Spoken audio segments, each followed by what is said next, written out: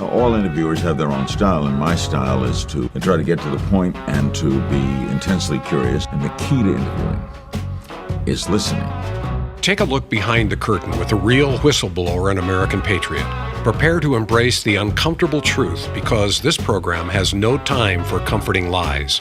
Here is civil liberties enthusiast, Second Amendment defender, and recovering FBI agent Kyle Seraphin. Well, hello, my friends, and welcome to our Sunday sit down. Today's going to be a long one because I'm talking to my friend Steve Baker. Steve Baker is a wealth of information, and if you don't know his story, you'll learn a little bit about it. There are hours and hours of Steve and I doing interviews, and they all have some fun little things. Today's sort of interesting nugget was he has been strip searched by the KGB and arrested, cuffed by the FBI. Probably not a lot of people in the world have had that experience, and he was a professional musician. He wasn't out there trying to go do investigations into pipe bombs or shady things that our government was involved in. So I think you guys are going to enjoy the story. Try to get to the bottom of what we think is going on with this January 6th thing.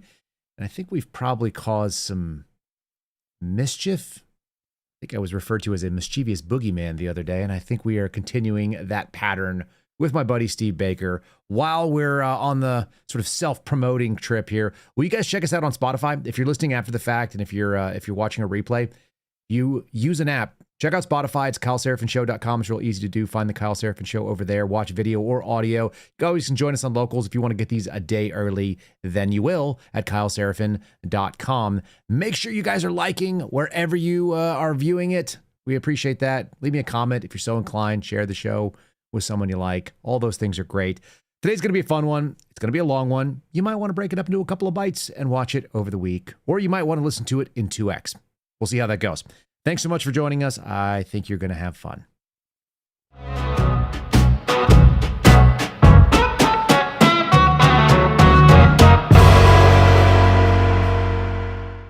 Ladies and gentlemen, our returning guest might be my most frequent guest outside of Steve Friend. It's another Steve. It's Steve Baker. Steve Baker, welcome back to the Kyle Seraphin Show and the Sunday Sit Down. Kyle, so good to be with you again. I like that we do this. What are we doing today?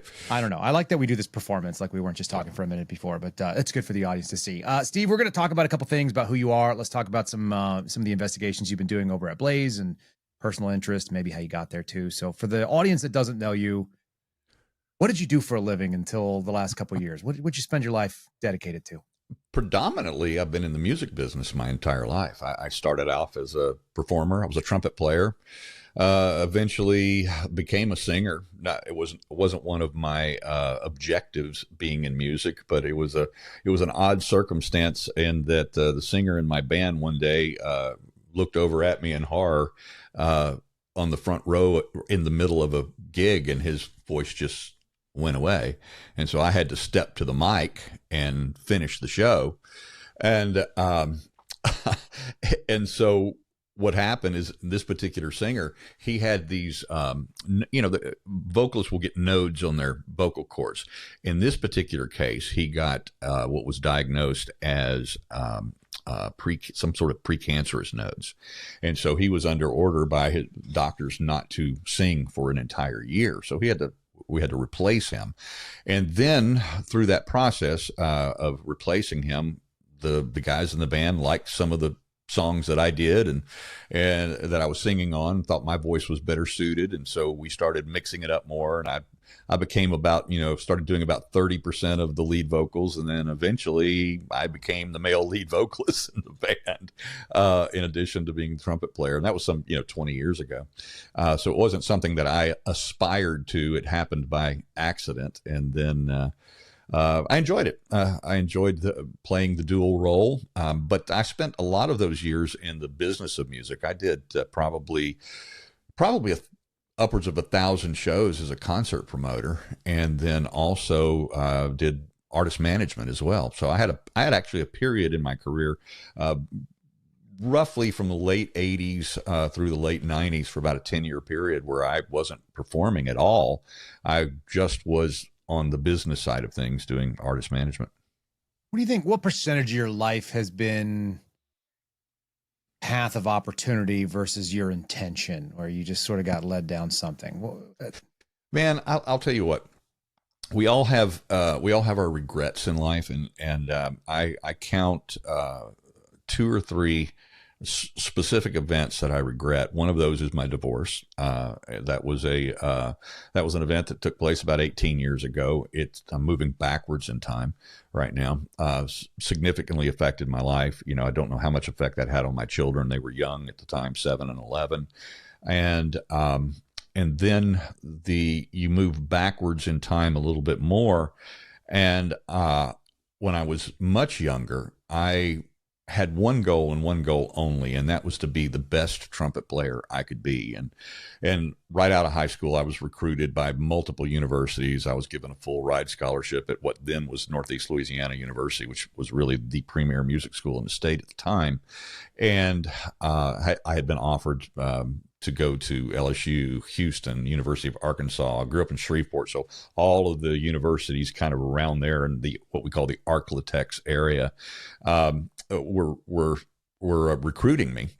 And I chose NLU. It's called now. They've changed the name of the university systems down there, so it's the University of Louisiana at Monroe is what it's called now. So it's no longer ULM instead of NLU, as it was when I went there. But I actually left music school, and it was an interesting time in my life because I really didn't like college. I was a trumpet performance major. That was my stated goal, but I hated the other academic work. I just wanted to play music. And so I was always good at math. I was always good.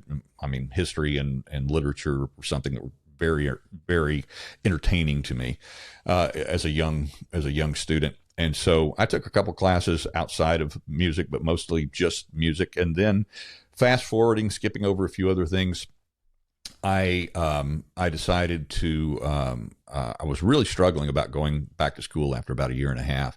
And then fortunately I got a call from a band when I was 19 years old. It was over the holiday break of my sophomore year. And this band was a touring band, traveled all over the world, and they needed a trumpet player. And they took me without an audition. They took me on a recommendation from another member in the band. And it was my life just drastically changed at that moment. They called me on a Friday morning, pitched me the offer. I said, can I have the weekend to think about it? My parents gave me their nod of approval, and Monday morning they called back and I said, I'll take the gig. And they said, great. You're going to have a plane ticket waiting for you at the Shreveport airport. We'll see you in San Diego on Wednesday night. I land in San Diego Wednesday night. I'm picked up by a tour bus at the airport. We go straight into an all-night rehearsal, and by Friday, I'm standing on stage playing before 2,000 people. 2 days later, as a 19-year-old. Yeah, as a 19-year-old, and then 2 weeks later, I was actually recording the demo to what ultimately became the theme song to the 1980 Summer Olympics in Moscow. And you talk about a life change. I was talking about regrets, and one of those regrets that followed after a few years of doing that was I wish I had stayed more in the performance side, but through church related activities, I began to do Christian music concerts and became a promoter working with the youth group. We had a rather large and vibrant youth group in my home church in Shreveport.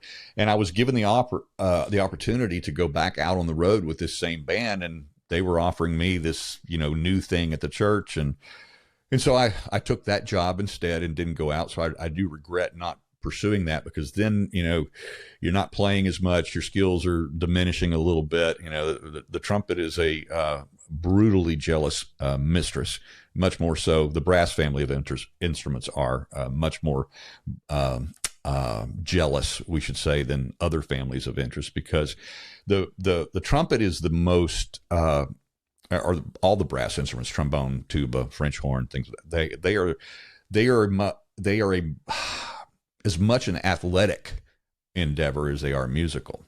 In fact, one of my guys that I studied with, he put out a book and he said, "We are musicians, we are artists, we are athletes," and that was the intro to his instruction book Is that because it's wind powered, so it's the lungs, so you have to have diaphragmatic power, you got to have like, lips and other small muscles have to be worked. And the facial muscles, the lip muscles, the tongue muscles, all of that have to be kept. They literally have to be kept in shape. It's just like a bodybuilder. If he stays out of the gym for 6 months, he atrophies, and that's what happens with those muscles required to play the trumpet. It's not nearly, we always joke, that being a piano player or a guitar player is glorified target practice, with your hands, and you crack your knuckles and you're pretty much warmed up. But well, we have to go through these warm up routines. We have to go through these warm down routines, just like athletes have to do. We have to go through stretching exercises, all kinds of very, very similar routines that athletes have to subject themselves to be at top performance. So over the next few years, my horn skills were atrophying, and my skills in the business side of music were increasing. And eventually, again, I'm skipping over a lot of things. Eventually, I made the move to actually move into full-time artist management, and ended up having some really good success with some of the bands that I worked with. And it was a very satisfying part of my career. But then by the end of the 90s, I was starting to dream about being a trumpet player again. And I was having these, they weren't nightmares, but they were almost like guilt dreams. I would in my dreams, I was playing at a very high level. And then when I would wake up, I would just have this guilt. So one day I got my horns out of the closet again and, got them cleaned up and put them on my trumpet stands right next to my desk. And I kept trying to make myself practice and start the process of working back into that. And my children were young at the time, and they would walk into my office, and I remember my son used to walk in and go, "Daddy, play Frosty," Frosty the Snowman. And I'd pick up my horn and I'd play Frosty the Snowman for him or something, whatever they asked me to do. And then finally one day there was just like a switch went off in my brain, and I started practicing 2 hours a day again. And then I started taking lessons. And I'm living in Raleigh, North Carolina, but I was flying to Dallas for a guy that specializes, a teacher that specializes in what they call comeback players. Now, his specialty was teaching players to come back from disease and injury, but nevertheless, it's still the same kind of thing. To accelerate your comeback is essentially what he was, his particular niche was as a trumpet instructor. And so these are the most expensive lessons of my life, because I'm having to fly to Dallas, I'm having to get a hotel room, having to rent a car, and I still have to pay the guy, but I did that. And about 6 months later, I literally had a road gig again, and I was out traveling with a band 6 months later. But so I was back in the game. I joined a local band in North Carolina. I just wanted to play. I didn't want to. I had no career objectives at this point whatsoever as a player. In fact, when the teacher asked me what I wanted to do, I said, if I get to play in church again, that's fine. That'll be fine. And he said, "Well, why are you limiting yourself to that?" And I said, "Well, I don't have the time like I had in high school and college, where I was playing. In college, I'm playing 6-8 hours a day." And then, of course, when I was traveling and on the road, between rehearsals and practice time and performances, it was, we were playing 6 nights a week, and so the horn was on my face, a lot of hours. And I just didn't, being on the treadmill of life with 2 children and a mortgage and all the trappings of middle classdom and responsibilities, I just didn't think I would have the opportunity to come back and play at the level that I had previously as a younger guy. And he said, "No," he said, "I'll have you back in 6 months." And I went, "Well, that's not possible." He said, "Why do you say that?" And I said, "Because I'm just not going to have the time." He said, "The reason why you say that is," he said, "because back then you didn't know what you were doing." And I put in the groundwork at this point. Right. And I went, "Okay." And I still have the notes from that first lesson still in my trumpet case. I keep them with me, and he was right. He taught me a new way of approaching practice, and the horn. It was much more streamlined, and it was much more efficient would be the key word. And sure enough, he got me back playing at a pretty high level again very quickly. So then I ended up, and again, long story short, I ended up becoming the owner of the band that I joined just for a hobby. I ended up acquiring the ownership of that band and then turning it into a very successful private event band here that performed in the Mid-Atlantic region for 20 years. And that's how I was making my living right up until they shut us down for COVID. Yeah, it always comes back to COVID, which always ends up at the story of January 6th and the outrage of the election of 2020. And then it ends up to where we are today. I think all these stories end up like they're all sort of, they're always end up sort of tied together. I find it interesting that you went to Dallas to revamp your trumpet career. Have you thought about that at all? Yeah. I didn't have any particular reason other than that this particular teacher had a specialty that I was looking for. No, and I'm focused in because that's where Blaze is based out. Right. I just think that's interesting that there are these touch points in your life that seem to look like bookends. I'm looking at it from the outside as your friend, but it does seem like an interesting little bookend because that's where you launched a more professional end of your journalism career. If we're kind of calling that where we're at now. Right. And that was an overlapping thing because I began that. I think you and I have talked about this before, is that I had actually always enjoyed writing, and I had written even for some, music rags back in the 80s, that sort of thing. And then when the early days of social media, and I'm talking about going all the way back to Prodigy, CompuServe, AOL, and I began kind of cutting my teeth as what ultimately led its way to being a blog or being a blogger. But back then, I heard that nobody respects bloggers. Is that not true? There may be some rumor to that out there.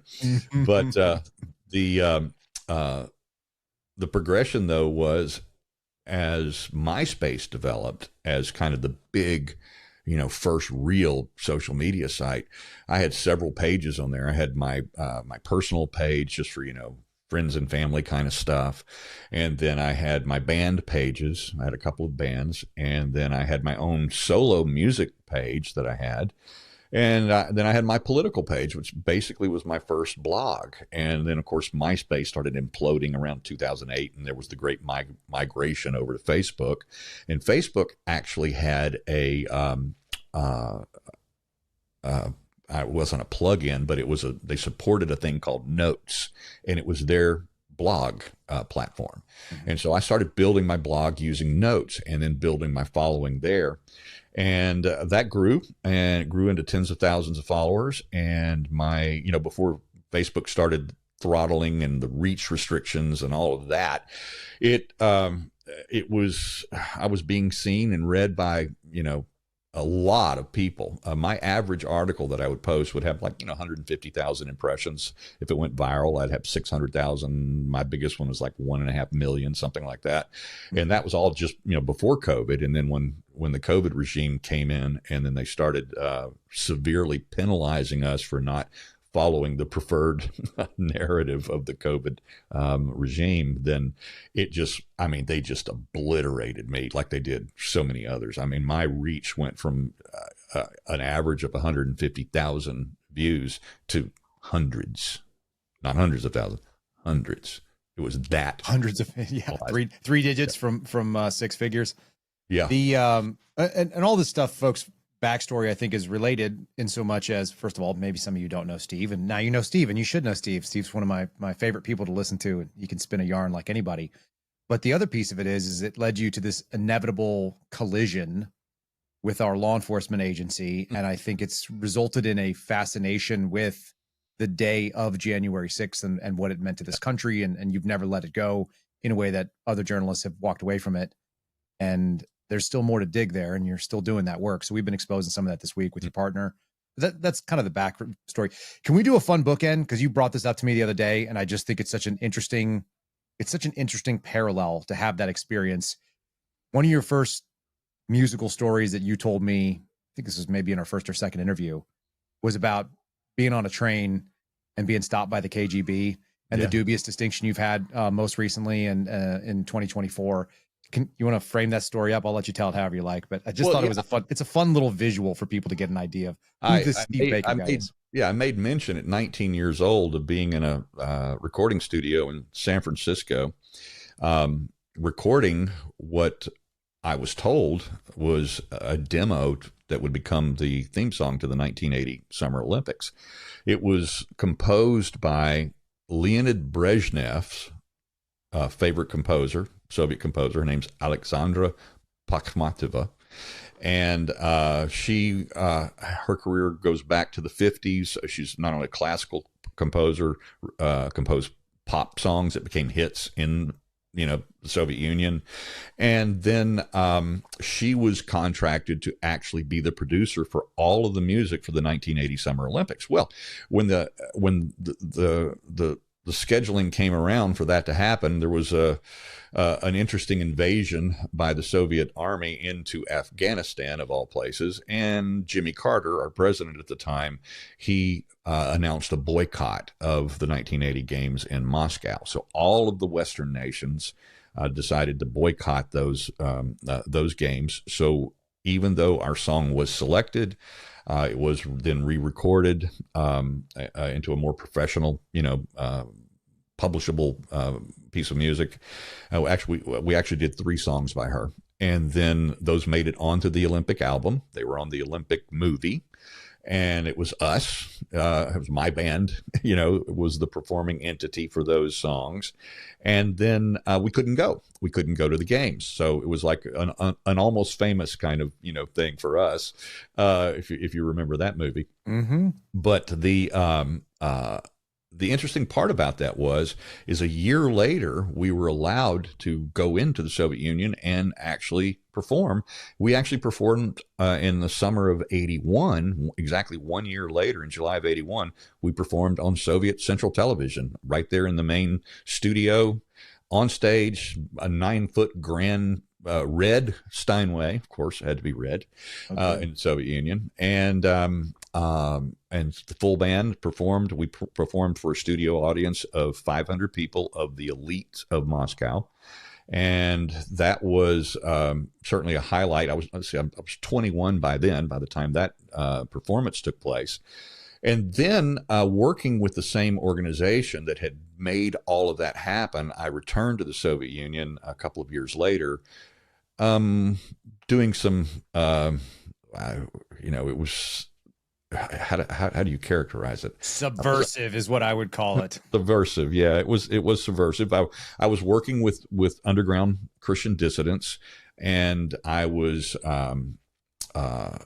not only taking things into them, messages, things of that nature, but my job on this particular trip was to go in and actually set up the meetings for the Western leaders of the organization. Were going to come in and meet with the Eastern Bloc leaders, and my job was to go in and make sure that I had the times, the places set up so that they could do it. So I went in with just the memorized addresses and contact names, and then I had to find them.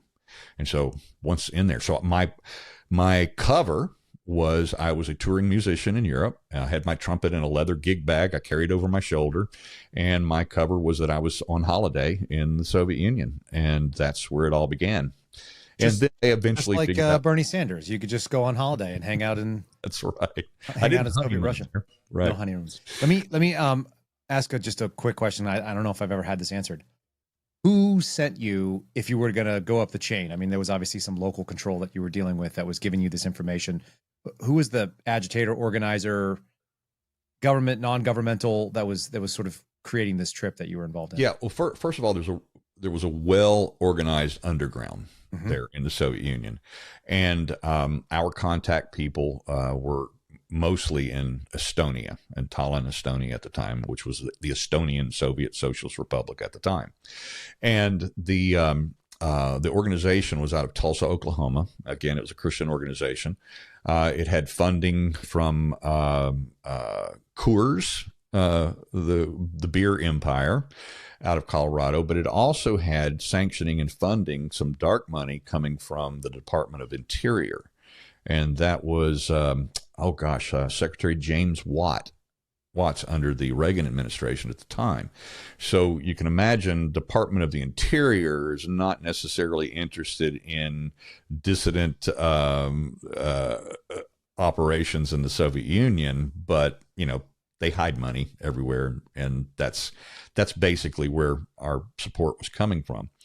And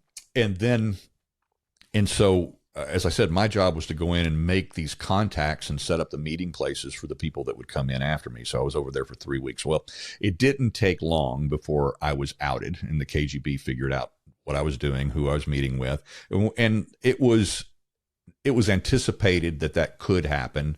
And when it did, I just fall back into my role as a musician. And I was doing that. I was sitting in with nightclub bands, in the hotels in the Soviet Union and playing with them. And of course they loved that. They loved having a visiting, guy from the West. And then I would have I had a Sony Walkman back then. Of course, they had no idea of technology like that. So, I was able to play music for them, and let them hear that in this incredible, hi-fi for the time, obviously. That's right. And so I was able to build relationships with these musicians in the various hotels, and we had done that in the band as well. When I was over there in '81 with the band, that was our first thing. As soon as we would pull into a hotel, the first thing we would do is go find who was playing in the lounge that night at the hotel, and then we'd go make friends with them. We'd give them guitar strings or saxophone reeds or expendables like that they were very, very precious to them, and so we would supply them with those gifts, and we took in lots of that to give away. We had a lot more supplies than we needed for a 3-week tour in the Soviet Union, but that was on purpose. This is a very very hearts and minds intel SF type mission, asymmetric, go in and win over the local populace and Right. bring you things. This is actually the same. Isn't that how they end up buying New York or Manhattan? Like if we're bringing you trinkets and beads, it's not we don't care, but you do kind of thing. Right. It's well, and the incredible part was that not only that, but clothing. Like for instance, in '83, so my entire suitcase was full of women's clothing when I crossed into the border, and when they cracked open my suitcase and looked in and went, "What is this?" And I said, "You said I'm a Bowie impersonator." Well, I said, these are my girlfriend's clothes back in Sweden, and but those clothes were currency. Nice Western women's clothes was currency. Levi's currency. I traded a 9-month-old pair of running shoes for a Soviet uniform. I still have it today. I have a full Soviet army uniform with the belt buckle, with the hat, with the all the buttons. I've got medals, and anyway, I traded that 9-month-old pair of running shoes for that because they can't get quality like that. Even my stinky pair of 9-month-old shoes was valuable to them. How wild! Yeah. But what ended up happening is because of that, when we were exiting the country, and I was on a train, and I was sitting in a train berth, leaving from Leningrad at the time, St. Petersburg now again, but we were leaving Leningrad, going back to Finland, and if I'm remembering my personal history, and the geography right, the train stop, the last stop before we exited crossed over into Finland, was a town called Viborg, Vyborg. And I was in this berth with 2 Finnish guys that were basically on a drinking holiday in Leningrad. And they were, of course, in the berth, they were offering me, vodka. They had plenty with them. Russian vodka, and I was just drinking Pepsi Cola, and they thought something was wrong with me. And I told the Finnish guys, their English was okay. And I said, no, there's going to be a problem at the border. And they were like, what are you talking about? I said, there's going to be a problem at the border. And they go, oh, you Americans, you always worry. Yeah. You guys are just exaggerating. Well, the train pulls to a stop in Viborg. A Soviet captain with 2 aides walks to our berth, points at the 2 Finnish guys, and say, "Get out." And they shot glances at me immediately, and I went, "Told you." And then the search began, and that's a long, and in hindsight, somewhat hilarious story. But I will tell you a couple of just key points of that pissed them off. Is they started at one point taking my trumpet apart, and they're pulling the slides out, and they're trying to unscrew the valves and all clearly not knowing what they were doing. They were searching the instrument, and I yanked it out of their hands. I said, "Give me that back." And I put it back together. I said, "Let me show you that it works. There's nothing inside." So I put the horn to my face and I played the Star Spangled Banner. And they started, the two younger soldiers started laughing. And the captain then ordered a strip search. It pissed her off. She got red-faced. And they ordered the strip search. And the Finnish guys are looking inside the cabin. Their heads are bobbing in there, periodically, and wide-eyed, and their mouths were open. So I have the unique. I don't know if I'm the only person on the planet who has been strip searched by the KGB and handcuffed by the FBI. I might be. You're certainly the only one that I know. I'm the only one I know. I guess I could do a little research, maybe put it out on the internet and see if that's anybody else bears that dual honor. But well, if you had the dubious distinction of being strip searched by the KGB and you've been arrested by the FBI, by all means, put it in our comments below. We'll connect you. Right, Steve will start a very exclusive fraternity. We have to come up with a fun name for it, but yeah. We'll start a Signal group together and see if you can get it leaked online somewhere at some point in time. So we right. can get Pete Hegseth involved. So that's a fun little experience. And of course, you were arrested by the FBI for your misdemeanor terrorism charge. Right. Yeah. And hence your obsession with January 6th, which I think is warranted. Yeah. But the interesting part about that is had COVID not happened, I would not have, as I've told you before, I would not have moved the hobby of my life, which was journalism, because I was fully engaged. I mean, I'm talking about, this was a daily thing for me. And I spent far more time, building my, following and my blog and writing and shit posting and all the other things you do, on social media. I was spending far more time on that than I was my music, career, because working for myself, and I have the time to do it. So I was enjoying that as a very fulfilling part of my life, and had been doing it at that point for about 20 plus years, 25 years. Mm-hmm. And so what ended up happening is the COVID lockdowns happen. 2 weeks to flatten the curve. I just sat on my front porch, with my computer, my handgun, and my a glass of bourbon, and writing about all of this and laughing about it, at the absurdity of what was going on at that time. And living near downtown Raleigh, the streets were vacant and there's no traffic at all and nobody's outside.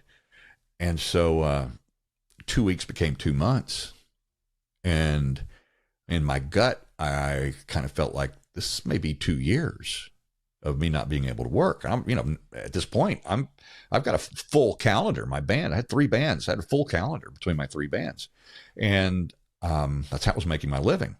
And suddenly, I'm canceling shows, not knowing when we could ever reschedule them again. And so I think it was about April, late April, early May, I went, okay, so I bought the podcast gear, I'll do that. Everybody was doing that at the time. So I bought podcast gear, and then I actually set up a real blog, moved it off of Facebook, and then ultimately joined Locals, and, started putting all those pieces of that puzzle in place. And had it not been for the fact that they took the music side away from me, I would never have even attended protest events. I don't like that. That's not me. I'm not a riot chaser. I don't go to protest events as a rule. I never had before. So the first protest events I started attending were the ones related to COVID. They were downtown Raleigh, where they were.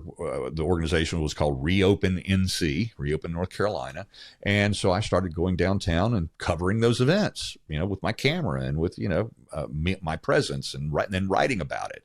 And so for the first time in my life, I'm actually going to protest events. And then, lo and behold, December 19th. The president announced that he was going to be speaking at the January 6th rally there in D.C., and he said it's going to be wild. And I put it on my calendar. Myself and a colleague of mine put it on our calendars, and we drove up together from Raleigh, and then everything really changed. Were the events in North Carolina that were COVID reopen events, were they exclusively right-wing people in those audiences? Do you know? For the most part, yeah. I mean, isn't that weird? Doesn't that seem strange? It should be strange, but as you know, left-wing people are more likely to obey the government. And yet, they weren't. In your lifetime, people on the left were the ones that were pushing for free speech and ACLU and Nazis have a right to go and march and all the things that I thought were about civil liberties. And they hated pharmaceutical companies. The left. Peter Is Beagle. that me? I'm sorry about that. What the heck was that? I don't know. What was that? That was my phone, but it should not have. Oh, that's good. I had it to my computer. That's that was just reminding you that you can't hate on the left. No, was it not? In my lifetime growing up, I seem to remember this. Was it not that it was the crunchy granola Northern California moms and Oregon and Washington ladies that hated the vaccine mandates, and they were the ones that were going to spread measles everywhere? Yeah, well, this was the case. When all of that started changing, I don't know. But at least by the time we got to the spring of 2020, they were all in on falling right in line with the Faucian doctrine, and took it to the nth degree from there. So these protests were definitely right wing predominant, and so after probably by late summer, I'm about to lose my mind because you know me, I live on the road. I like to travel. I like to go. People don't necessarily know that. Do you want to explain how many days you are not at home when I talk to you? Yeah, I got on this particular last trip, I was on the road for about 6 weeks. I got home on Wednesday mid-afternoon, and I'll be leaving here again on Sunday. So I'm getting 4 days at home this time. But it's an average of 2 to 4 days a month that I actually get to sleep in my own bed. Yeah, I feel like you should rent something for very low cost. Like you should have a flop house set up with someone that is reliable instead of having a home base. And maybe you own a lot of things to keep in that space, but it doesn't make sense to me because I never catch you at home. I got you now for a few minutes at home, but yeah. Well, it's the reason why I was getting stir crazy cabin fever during the lockdowns. And North Carolina, oddly enough, even though it's a purple state that generally votes for the Republican president, at least, but puts a Democrat in the governor's seat every time. It was, by, I guess, everybody's measure, it was like the fourth most locked down state because we had the Governor Cooper regime here. And his chief medical person then, after everything got going and the country was coming back to life, his chief medical advisor then became the head of the CDC. So they were obviously very tied into the regime, the COVID regime, and very compliant. There were like in so many of the other southern states, there were in fact sheriff's departments that would not enforce the lockdowns. So even though bars and restaurants had to be closed or they could only allow a certain number of people in, there were sheriffs in the state who told all of the business owners, particularly those that needed public traffic, like bars and restaurants, that we're not enforcing. Y'all do what you want to do. And so fortunately there was little pockets, but I decided to get on the road. So during the lockdowns, I toured 28 states. I was actually visiting my blog followers. So I would get somebody from my social media accounts, Facebook, my blog or whatever, that would sponsor an event in their town. And so I started traveling all over of course it was great getting out of here. Just going to South Carolina was suddenly like, you could breathe again. Then going to Florida, it was open. By the time I got to Texas, it was open. Then you had the little pockets around where sometimes we had to meet in almost a speakeasy situation. I'm not kidding. Where either a friend that owned a bar would surreptitiously open the back door, and we all would go in the back door and have our meeting, our meetup there. Sometimes we were in cities or states where they were so locked down that we could only meet in people's homes, and then they would fill up the home because they wanted to get out and they wanted to meet. And the amazing part is going back through all of the months and years later, all of these meetings that we had with the type of people who did not wear masks and who were not getting the vaccine, and we didn't die from our meetups. That can't be true. I've been told reliably that we were all going to have a winter of serious illness and death. Pretty sure we didn't make it. Right. Monty Python, bring out your dead. Bring out your dead. That's what we were expecting. That's but right. It didn't happen. So you did the Steve Baker pragmatic constitutionalist, pragmatic libertarian IRL tour around to 28 states. Mm-hmm. That's exactly what I did.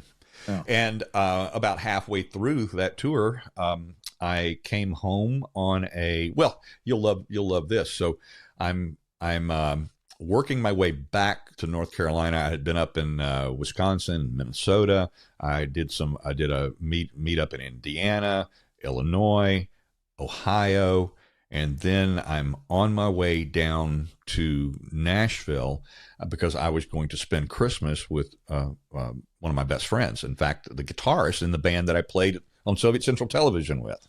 Okay. So I'm going to spend Christmas with his family.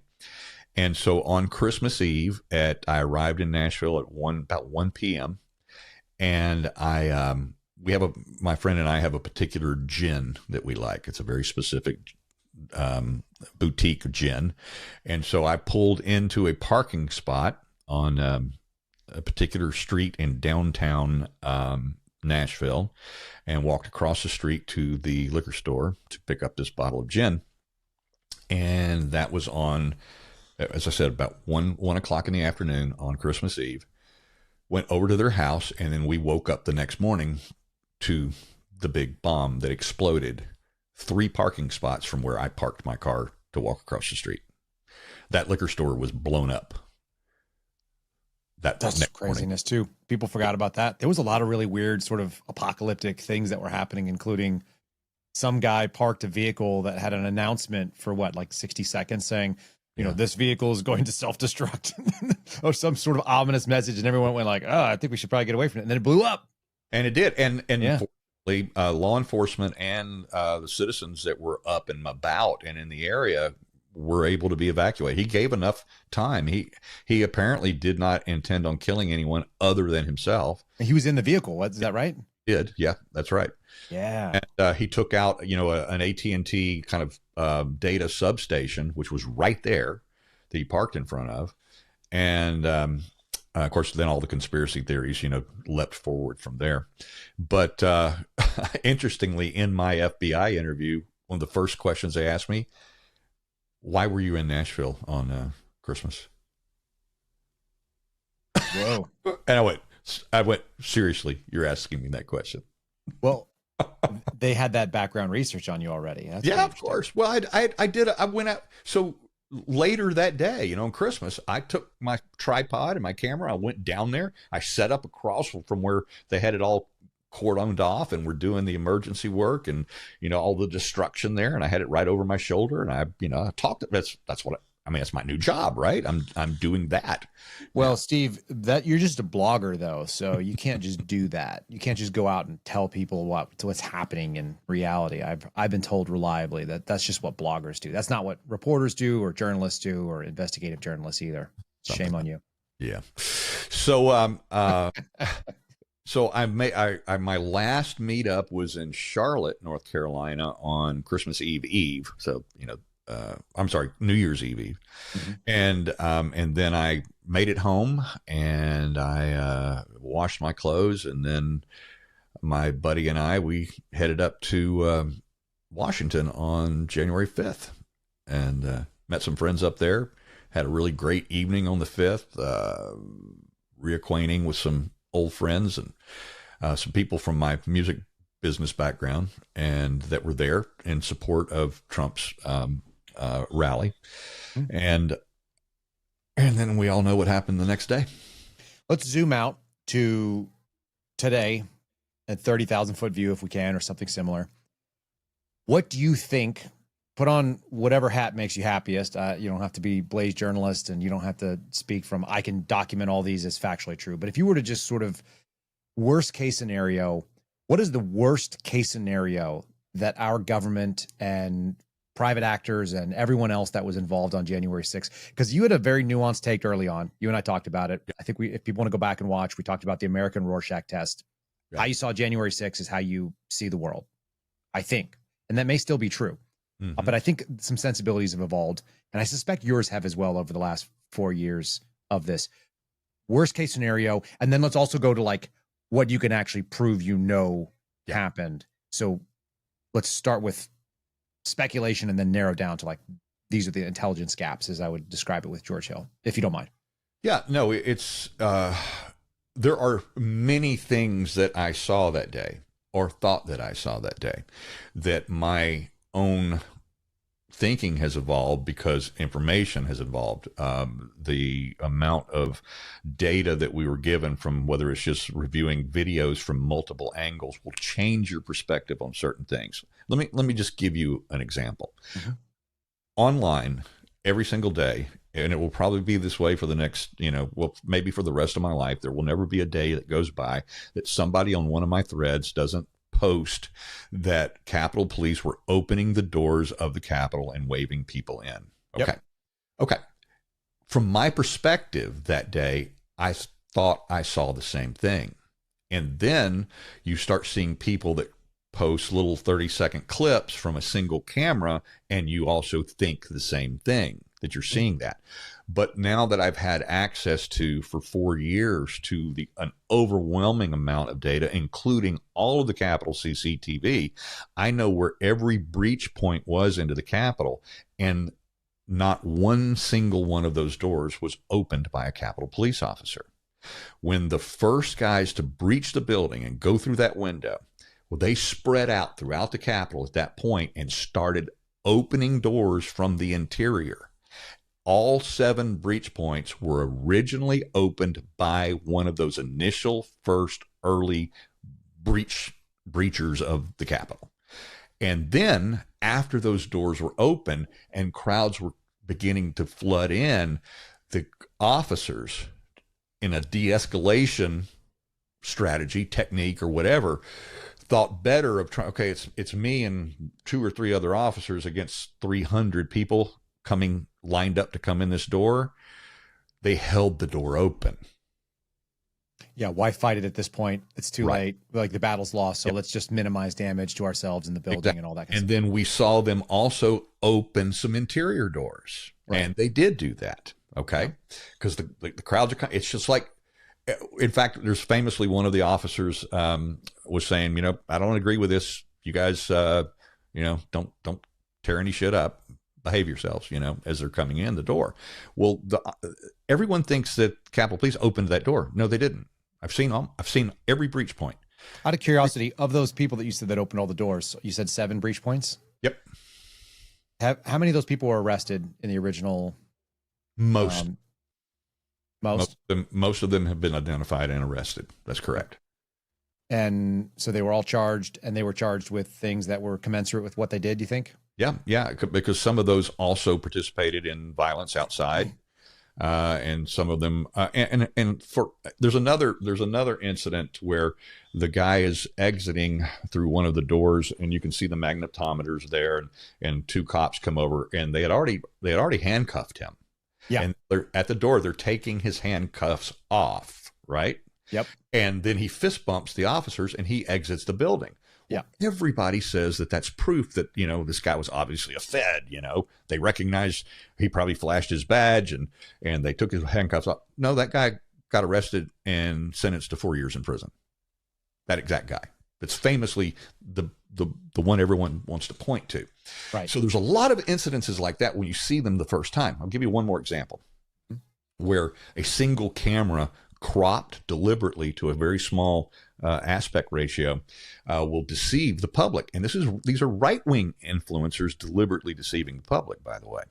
So on the east side, when the barricades finally collapsed on the east side of the Capitol. Now, the battle had been going on for, at this point, an hour and 20 minutes on the west side.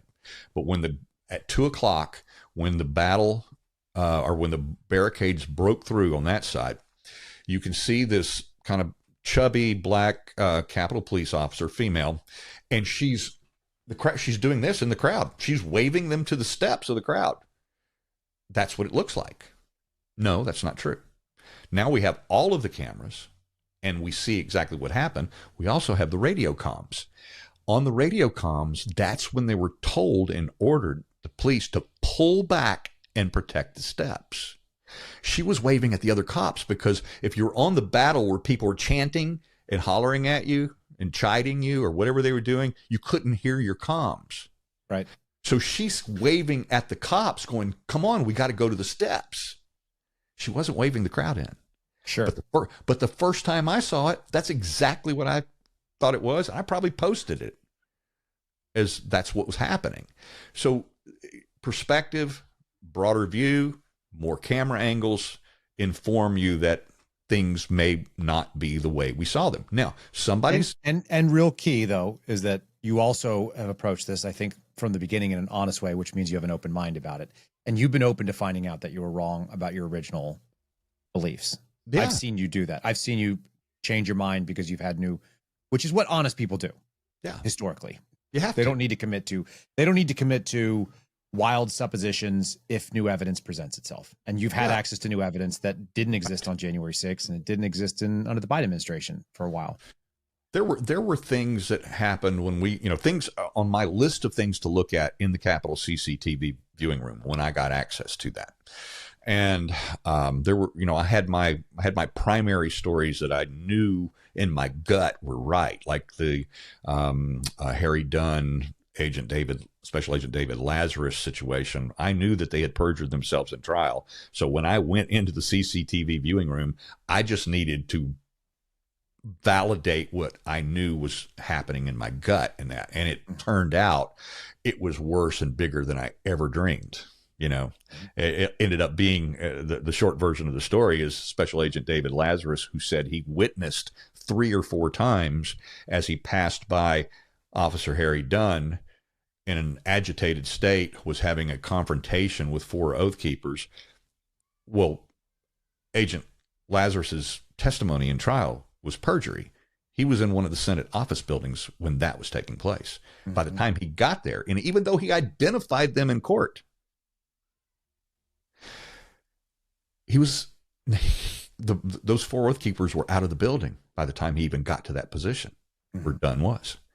He made it up, or he was coached. He was suborned into perjury. And so, but there were other things that I went in there on my list that when we started looking, like, oh, okay, well, okay, didn't happen, or didn't unfold under the video evidence the way I thought that it would. And one of those things is the 7 breach points. I mean, I fully believed, even at that time, I got access the first time to Capitol CCTV, the viewing room at the Capitol, in May of 23. So we're talking about, over 2 years later. Mm-hmm. And in May of 23, we finally, because the Congress flipped over to Republican in January of 23, and then it took them a while to give us and grant us the access right after Tucker got fired for his release on Fox. Right. And so once we got access, that was one of the things that I had carried in my mind for, 2 years and 4 months up to that point is that Capitol Police had opened doors. And the evidence This is the classic sort of fact checker piece where they say requires or needs context. Yep. And then you get it. And sometimes things do need context. Sometimes they don't. Sometimes they just are what they are. But oftentimes, if you get a little bit of a broader view, you go, oh, I understand. This is the point I've always made for people about the FBI, which we'll talk a little FBI culture at some point. But the belief is that the FBI turned around and went after J6ers because they wanted to get conservatives. That was their goal, was getting conservatives.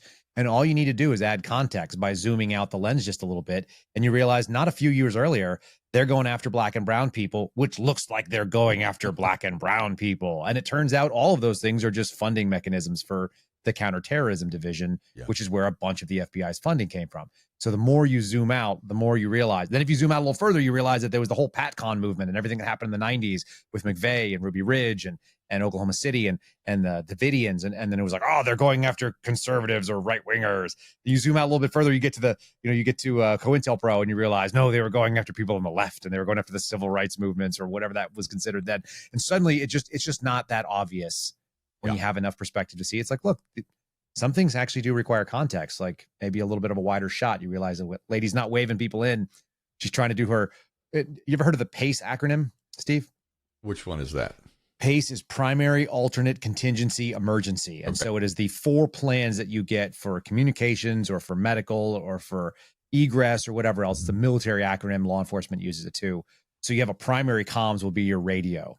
And your secondary comms would be that I'm going to shout to you. And my contingency comms may be that I use hand gestures. And my emergency comms are, that we fire off a flare gun or something. So you have these plans. Everybody has them in their head. You may not know what your PACE acronym is for comms, but you can do it whenever you try to communicate with somebody. First you say it, then you yell it, then maybe you gesture wildly, and then lastly you go run over there and scream at them in their face or whatever it is. Right. We all have these things. So anyway, as clearly, as succinctly as I have described this to you today about just those 7 breach points at the Capitol. Mm-hmm. And even though I am a firsthand observer from the original Capitol Police CCTV, there will be people in the message threads, wherever we post this, that will say, I know what I saw with my own eyes. Right. Of course. No, that's the thing. And honestly, for anybody who says that, for all of you out there, eyewitnesses who know otherwise, eyewitnesses are the worst witnesses that we can have. That's right. And part of them are reasons because there may be a totally honest explanation. There probably isn't, but there could be a totally honest explanation for the perjury that Lazarus experienced, which could be, this is Special Agent David Lazarus that you talked about earlier, because when you've seen footage and you've had a traumatic experience on scene, it doesn't matter whether it's you're working on an ambulance and you read the police report afterwards and you believe that you saw the thing that was in the police report. We have a thing that we do as human beings. We construct memories. Yeah. Eyewitness testimonies is famously unreliable. And there was I had a toilet book when I was a kid.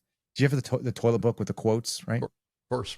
And it was real simple, but it has a good reference here. And it was essentially, if you get 2 eyewitness accounts of a car accident, you can immediately start wondering what happened in history. Something to that effect.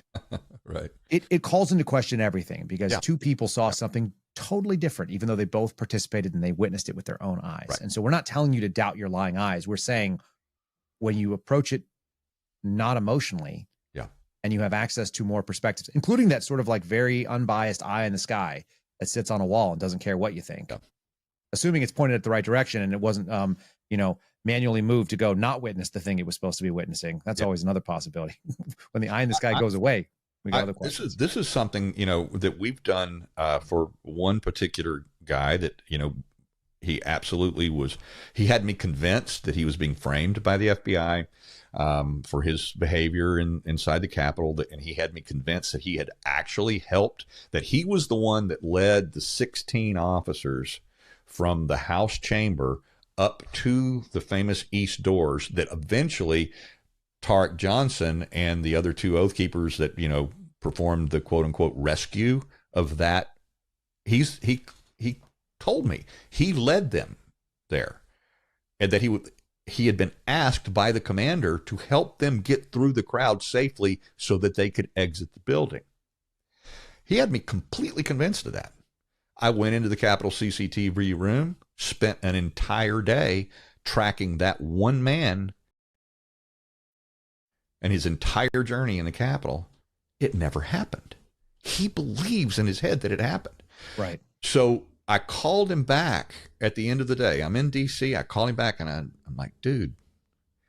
And I went through this whole thing, like you talk about memories, and I told him about my own, because I'm. Let me tell you something. I got some Swiss cheese, going on from that day.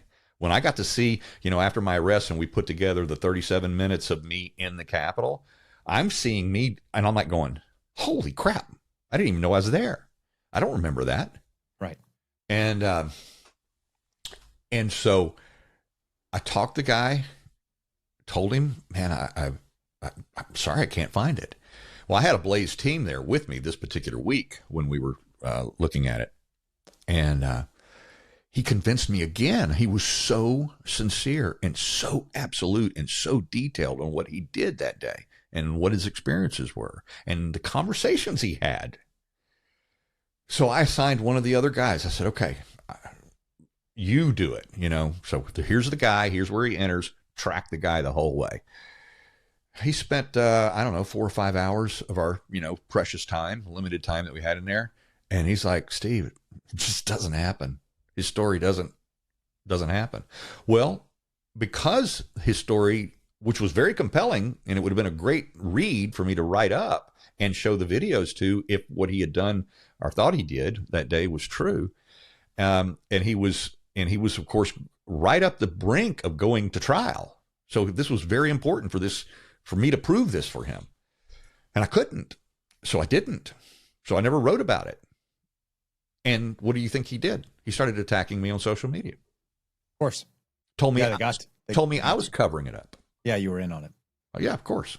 Yeah. So anyway, I think that experience is very common right now, that if you don't agree with me, then you're in on it, whatever it is. Yeah. I call them the neo-Gnostics at this point. Neo-Gnostic. Right? I mean, and I don't know what else to call it, but they have secret knowledge, and the knowledge is indisputable, regardless of the evidence. And my father, who spent a lot of years doing journalism and spent a bunch of time in that world, he said, there's a group of people in this world that don't confuse me with the facts. Right. Because I've already got an opinion, and it's good enough. Yeah. And there's a lot of that. And I think January 6th has a ton of that, a lot of it, for good reason. There's a lot of emotion attached to your government coming after you in a really dangerous way. We've danced around this a little bit. I'm gonna poke you with it. Worst case scenario, knowing those things that people are gonna go and push back, and there are gonna be people that disagree with what you say. And I think that you don't have a monopoly on the truth, but I think you have a very sober, incredible perspective. So worst case scenario, what happened, for better or for worse, if you would, and then what can we actually prove of that, if you don't mind, and then we'll dig into the details too. I'll try and give you the elevator pitch answer to that, which would be, I guess we're going to be at least a 75-story building for me to get it out here. So it's this is not a short elevator ride, is what you're saying. That being said, where there's intelligence gaps, where you're like, we haven't proved this yet, but we have indication. I want to hear of that too. Like, this seems probable, but we can't prove it, kind of thing. Let me give you the overview of my knowledge journey about January 6th to begin. Okay. Uh-huh. So I was there. I was an eyewitness to the event. All right. I'm not a riot chaser. So I'm not used to seeing that much kinetic energy happening in front of me. And then as the day unfolded and it got worse and worse on the West Front, and I was trying to capture as much close up on video as I could, I'm getting hit by pepper spray, tear gas. I had a flashbang explode 3 feet from my right leg. The shrapnel hit me in my right leg, and I had a bruise for 6 months on my knee, the right side of my knee. And so I'm now watching the officers launching less than lethal. So I'm holding the camera with one hand, not even caring where it's pointing, because I'm just trying to avoid the guys with those big spray tanks and those pellet guns and those rubber bullets and those 40 millimeter, flashbangs, whatever you call those. Anyway, so I'm trying to avoid all of that crap while I'm doing this.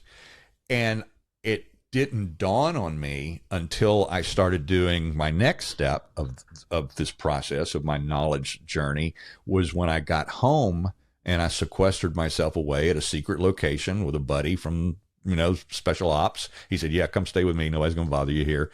And because I wanted to go through all of my video, and I wanted to write my story before I went home. And then when I went home, if they wanted to arrest me, great, because the dragnet was already thrown by the next day. They were all picking people up everywhere. So I did exactly that, and I start doing the frame-by-frame analysis of my video. And it just was mind-boggling how much I missed with my eyes. I'm taking in less than, even though it's in my entire vision, including my peripheral vision, I'm only retaining far less than 10% of what I saw with my own eyes that day. The video revealed a lot more. So, for instance, that evening, my colleague and friend that night, we did a YouTube, live stream that night from the hotel room, which became rather infamous in my prosecution process. But nevertheless, as we're doing that, I flat out said, "No, man, these were all Trump supporters." That's what I saw with my eyes. They were all Trump supporters. I'm saying that on, and I even said, I was, I went back after curfew. I mean, there was a curfew, and I went back because everybody thought Antifa was coming out that night. Mm-hmm. They didn't. They never showed. Well, you know what the answer to that is on social media was it's because Antifa was running the op in the crowd up at the Capitol, and they were wearing Trump, paraphernalia. And we know that there were some. They've been identified. They're in the crowd a long time. They showed up at other protests, got them on camera, other protests, actual Antifa. And, but I was convinced that night that it was just all Trump supporters going wild. And then when I start my frame by frame, I've got my special forces guy. He's got his, cup of coffee and a sandwich in one hand, and he's leaning over my shoulder and watching these videos that I'm going through.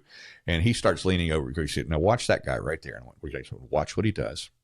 Watch how he makes a quick hit, splash on the window, and then he disappears into the crowd." He said that was his job. Now watch her. Watch what she does, and watch these particular other guys that are doing this with the Trump hats on, and and he's like, watch what's happening here. And how do you know what they're doing? He said, because that's what we train people to do overseas in these operations. All of a sudden, now I'm looking for something else. I'm beginning to maybe expand what I originally thought I saw. And then as we go through this process and I start writing my stories, and then I start really getting into analysis. And now we're starting to see all the other video that's being released on television and on the internet. And there's so much more coming out. About 6 weeks later, I now kind of had my first real theory. And what I called it at the time was a rope-a-dope maneuver. And that essentially, because the Capitol Police, I only identified less than or up to 200 uniformed officers at the Capitol that day, out of a uniformed employment of 2,000. Is that how big it is? Yes. It's down. They lost a lot of officers. It was 2,000 at the time. It dropped down to around 1,600, something like, total employment, 2,500. That includes what, the officers and the admin personnel? Admin, dignitary protection detail, the plainclothes guys, like Special Agent Lazarus, who was the head of Nancy Pelosi's security detail on the day, and things like that. So there's, and they have their hard units, they have their CDU, they have SWAT, they have their all kinds of, everything you would expect from a large police department. They have all the various divisions. They have their own intel division. Yeah. So, which is basically just threat detection. Theoretically, they've got their investigative unit, right, and so on and so forth. So they have all of that. And so the first question was, why are they so why were they not in, all boots on the ground that day? This was a major event coming to town, between the park police, the Department of Interior, Metropolitan Police. They know how to track these things. They know based on how many airfares, how many flights are booked, how many seats are booked up on planes, trains, and automobiles. Yep. And hotel bookings. They knew a major event was coming to town. Yep. And the fact they didn't have all boots on the ground was one of my first, radar pings. Something was wrong there with that. And then you add into it the pipe bomb diversion, which I still believe that that's what it was a something to divert additional resources from an already poorly manned operation that day anyway. Everything was abnormal that day. We were in the middle of COVID. We learned that 70% of the Capitol Police were on administrative leave that day. This was despite the fact that the assistant chief, Yogananda Pittman, had signed off on 6 permits for what they call First Amendment protest events on the Capitol grounds. So there was 6 permitted events signed off on and approved by Capitol Police, and they still didn't have all boots on the ground. And it's always traditionally January 6th, July 4th, other big days are always boots on the ground, all boots on the ground days because of the anticipated size of the crowds. And then in addition to that, they make the officers pull double shifts that day. Well, they weren't doing that either. The graveyard shift were getting off at 7. The morning shift, they're arriving at 7, and they're leaving and arriving on their normal schedule. Nobody is assigned and required to pull a double that day. And in further sort of support of that, we know that it wasn't declared as an NSSE. I saw you the other day. You were talking about that. The second S is special, by the way. It's very simple. It's National Special Security Event. Yeah, it's not fancy, and it's more letters than it needs to be. But a National Special Security Event is an all hands on deck that is declared by DHS, and then it's administered by Secret Service. And in theory, you would have ATF, FBI, DEA, Park Police, you name it, they're out there. Everybody's part of it. DHS entities, so HSI is there. You're going to have guys from ICE and Border Patrol if necessary. You have Secret Service running the whole thing from big central command post. Everybody has a command post. And the big key is all of the local, what they call mutual aid agreements, which are going to be with your local counties that are nearby in the vicinity of DC. But oftentimes it'll also be if it's somewhere else. If it's in Phoenix for Charlie Kirk's funeral, they'll do it. You bring in all the SWAT, you bring in all of your standby officers, your crowd control, and you pay it out of the federal budget. They all get paid the overtime. So that's why local departments love NSSEs, because it comes in and funds their overtime, not out of their budget. Mm-hmm. And so it's an easy decision, and the federal government just prints more money, so they don't care. Yep. And it's not like it's a big deal. It's not a political capital deal. And they do it multiple times. As you said, they do it on January 20th. They do it on January 6th. Sometimes they'll do it for inauguration. They do it for State of the Union, 4th of July.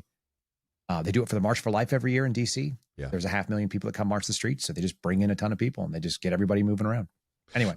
Yeah. So by 6 weeks after January 6th, I had my theory, my operational theory is that essentially the powers that be, whoever they are, allowed what happened that day to take place.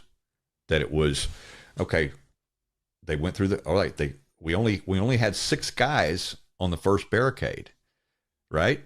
Well, that's it. They had 6 officers. That's it, with hundreds and hundreds of people arriving at that barricade.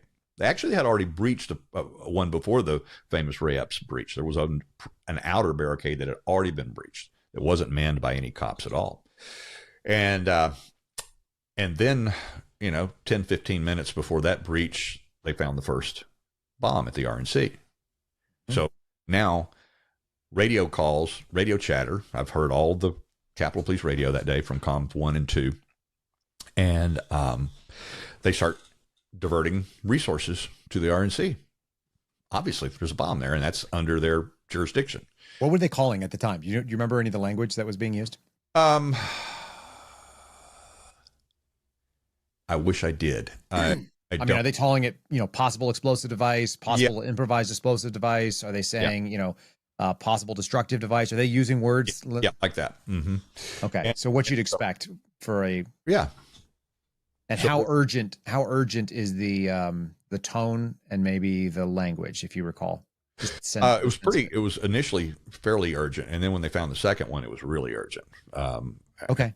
Yeah, and of course they found the second one, just minutes after the 252 Ray Epps breach, we call it, where he famously leaned down and whispered into Ryan Samsel's ear, and then Samsel 2 seconds later crashes the barricade. What was the first one that was discovered? You said it was RNC, is that correct? Yep. Mm-hmm. And that's the one that our show the other day covered down with Joe. Looks like it was placed in its secondary location.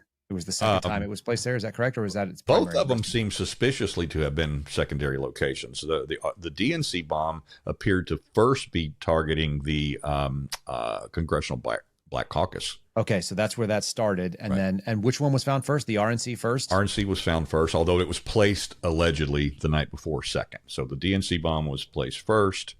RNC bomb was placed second on the night before, allegedly. Okay. And our inciting incident to kick off finding of pipe bombs is Carlin Younger, who worked for FirstNet with all the conspiracies that go along with that, which may or may not be relevant, but certainly could be. And she walked by the supposed explosive device the first time with laundry. Yep. And then came back the second time and was the same amount of alertness and realized that it was now newly placed, allegedly, in her. She claims it was not there when she walked by the first time. Yeah. But was there the second time, in that it had 20 minutes on the timer.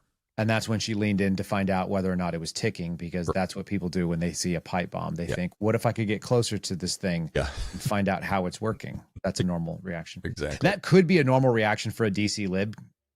Maybe. I'm just thinking. There's some people that live in DC that actually have no sense of self-preservation from what I've seen, because they live in Washington, DC. I had one reach out to me the other day and they were like, this terrible thing happened to me. I go, you don't live in America. Why? Yeah. Why is that surprising?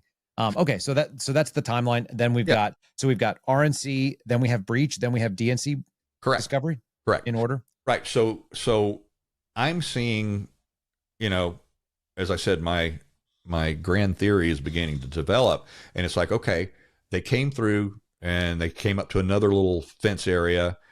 Ray Epps just happened to be at the actual breach point of that second fencing area, and then Capitol Police were being called at this time. Now they're being called to come to the west side. So now you've got a few dozen of them out there on the west terrace, and when they breached the little black decorative fence, then at that point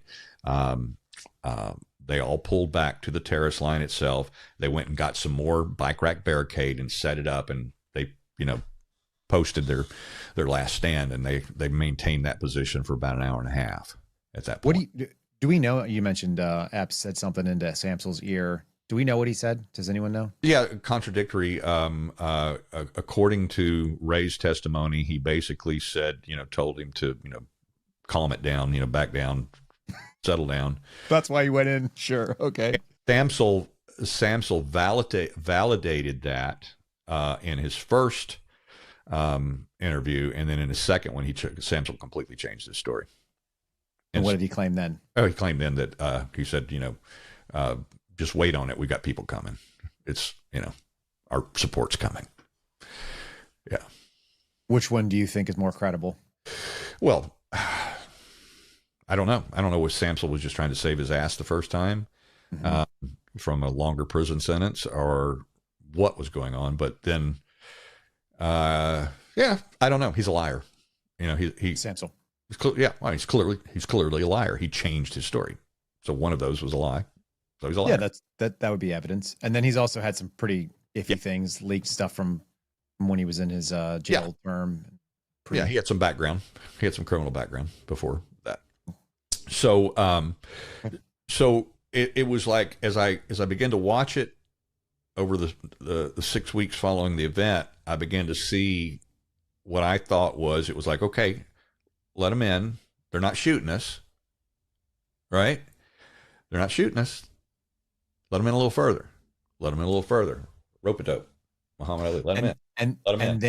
They being let them in this case is the protesters or rioters. Let them in. Let them wear themselves out against this barrier. Give them a little bit of space. Let them take some ground. Then let them wear themselves out again. This is the rope-a-dope. Yeah, let them in, and then we got them. And then let them have it. Right, let them have the building. The whole building. Let them have the building, and we got them. And we have the greatest narrative victory in the history of the left at that point.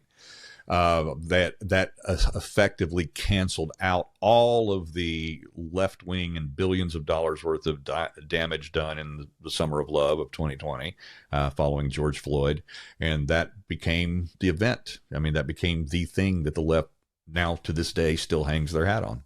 They sure do. Okay, so I want to hone in on this. Is your original theory? Do you hold some of these tenets still? Do you think some of this stuff still holds? Mm-hmm. Okay, so we're gonna restate it. You correct me if I'm saying it correctly. Your belief is that they use this sort of this tactic of human psychology, which is give people a little bit of space. They feel like they're making a movement in the right direction, so they held a secure line. Then they voluntarily pulled back. They being Capitol Police in this case. Capitol Police held a perimeter line, reestablished a new, slightly less aggressive perimeter line. And as these individual rope-a-dope movements where people are wearing themselves out against the barricades, then they're getting a victory. So they got a new surge of movement forward, and they build some inertia. Then they get stopped, and they wear themselves out again, and the frustration grows. And then they get a victory. So they're still going. So people are getting these breakthroughs. These are plateau-type escalations to the point where finally it's like, we're going to take these stairs, we're going to take these doors, we're going to take these windows, we're going to take this building. Yeah. And then because of the momentum that was building from the exterior on the grass all the way up to the terrace, all the way up to the doors, you think that was playing into that crowd psychology of escalation. And then we have, I mean, look, even though so many of these provocateurs have not been identified or punished if they were identified, they were clearly playing roles. They had a specific role to play that day. How confident are you in that? And that is a real specific statement. Yeah. How confident are you in saying those things? That one, that they weren't identified, and then two, that they had obvious roles from looking at them with sophisticated analysis. Some were identified and arrested and penalized. 6 months to 2 years in prison. Some of them that were actively playing the role of provocateurs, are guiding and leading crowds, that sort of thing. Then there were some that were never identified, even though the sedition hunters had given the FBI their names, their addresses, their place of business, where they went to church, knew everything about them. The sedition hunters knew everything about them, and we're getting towards the end of this whole thing. We're getting so frustrated because there were something like I know our buddy over at NBC News, Ryan Riley, will correct me on this, but he wrote the book on this, called The Sedition Hunters. Right. But there was something towards the end of about 90 individuals with the AFO classification on the FBI's most wanted January 6th most wanted list. AFO being assault on a federal officer. Right. There was something like they had identified this large number, that had never been arrested. And yet those individuals identified by the sedition hunters, you would think that would be a priority over the grandma taking a selfie in the Capitol for 10 minutes, but they're arresting her. They're arresting me, but they're not arresting the AFOs. Let me play devil's advocate and see how it runs. I don't know how I feel about this, but I'm going to do it anyway. Yeah. There are some relatively conservative and or libertarian minded FBI agents that thought January 6th was garbage and it had no business being pursued the way that it did. Right. And the way that I'm told that these sedition hunter leads came to them was that they got a document that stated the following: this person has been identified in this way. This is the footage. This is what our source says they were. The source being sedition hunters. Mm-hmm. Do not identify the source. Go independently corroborate that this information is correct. And if it is, then predicate an investigation into this person. And the way that was presented to certain agents was so abnormal and was so, basically we have a right in this country to face our accusers. And if somebody accuses you of doing a federal crime, then that person is supposed to be identified and potentially brought out there Sure. The agent is not supposed to just hide the fact that this did not just appear out of nowhere.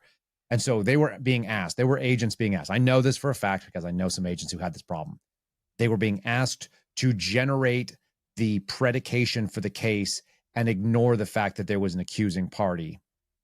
And that sat so unfairly with them that they decided not to pursue them, that they couldn't, without citing the inciting source, could not predicate the case on their own, or wouldn't. Is there a possibility that some of these people were not pursued for that reason, you think? I don't know. I don't know the answer to that question. I would have to have probably a case agent that worked one and, explain that to me directly and how that happened. And I'm like, and then I would ask him or her the question, okay, so you have this guy on film, swinging an axe handle at a cop, and for whatever reason you chose not, even though you have his I think it's actually a little bit less developed than that. I think that somebody told them, go look at this footage at this timestamp and go validate that this person said that this person is this person, and the agent said, I'm not going to go independently and then not reference the thing that you've asked me to do. You can't give me information and say this is where it's from and then tell me that I can't cite the source that brought it in, because that's actually a violation of FBI's policy. It's also probably a violation of the Bill of Rights. I think it's what the Sixth Amendment says, you have the right to face the accuser. So if someone's accused you of that and you can't cite that accusation, I know that to be the truth for a couple of agents. But again, yeah, I agree with you. Like it's questionable because AFO is it's dead to rights. You beat up a cop. Right. I think most reasonable people on any side of the coin go, you can't beat up cops. Like, we're not gonna do that. Like, you could be a journalist, you could be Steve Baker, you can walk around. We're not gonna come after you for that. But you fight with a cop, no matter who it is. Yeah. You're gonna be on the wrong side of cops. But and law enforcement. This was what was happening though towards the end of this thing before Trump won the election, is that sedition hunters were getting upset and publicly calling the FBI out themselves. Yeah. These were individuals, as most of them were volunteer, but we also now know, thanks to Ryan Riley, that many of them were actually, when I say many, I don't know how many, but a number of them were actually paid, as he called them in his book, CHSs. And some of those were actually operating out of Europe. Now, I don't know what that says about FBI rules and or the Bill of Rights, but nevertheless, their accusers were, it says nothing good for anybody who's a lesbian sleuth from the Netherlands being a very, very good person at doing this. And in fact, in many incidences, these online sleuths had better equipment. They had better facial rec technology than the FBI had. Right. They had better computers, much faster. And they apparently had more time to spend on it, which is interesting than the people who got paid full time to do it. So yeah, apparently so. No, I agree with all those things. There are more questions than answers with the CHS story, with the sedition hunters, broadly speaking, and the way that those things were being referred also sounded like they were problematic. It just leads me more, and I think you don't mind a little bit of a nuance, but I continue to see that the FBI is not monolithic, even though it has so many flaws and failings at an institutional level. There are always going to be, you get a choice. You get to be Steve Friend. Someone's going to come and ask you to do something, and 98% or 99.9% of people are going to be like, yes, sir, or I don't feel good about it, but it's my job. Mm-hmm. And there's always going to be that outlier who just goes like, I'm not doing that. Right. Do whatever you want next. And the answer almost always is, like, historically, the answer has always been, even in the story Ordinary Men, the answer is like, oh, okay. Like, we told you to do it. And you go, no. And they go, all right, well, somebody else will. Yeah. So there's this little bit of weird nuance. All right. So AFO, assault on federal officer. How many of those people you think were not arrested? You said there was a list of 90. I want to say that by the time I stopped tracking it specifically, it was around 90, something like that. That were unarrested for that actual charge. Right. All right. And of the ones that did go and do the 6-month, 2-year prison sentence that were tracked down and were clearly in the category that you said were obviously playing some sort of an instigation role. Yeah. Was there any unifying factor of why they may have been doing that anybody can link together? I, I early on identified a group that wore a very specific, everybody's obsessed with the markings on people's clothing. The Proud Boys had the orange tape, and there were other groups that had green tape. And then, of course, you had the undercover MPD officers that had certain color wristbands, and all of these things develop as we got access to, high definition cameras and closed circuit, and then body cams and those types of things. I early on, from just my own footage, I didn't need anybody else's. I identified a couple of dozen people behaving in provocative ways that were all wearing the exact same type of Trump beanie, cap. And I called it. I wrote an article called it the Passover beanie. Because when I wrote it in 2003, so 2.5 years or whatever it was after the event, if you were wearing that beanie, you weren't arrested. This is 2023? Yeah.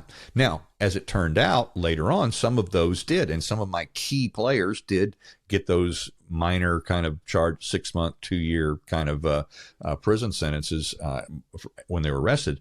But still, the beanie cap still holds as that a very large percentage of the ones that I actually identified and wrote the story about with all their photos and their activities still were never arrested. And so, it was just, obviously I was looking for that color revolutionary kind of identification thing. And so there's that. Then you have, as I said, the underdeployment of the Capitol Police.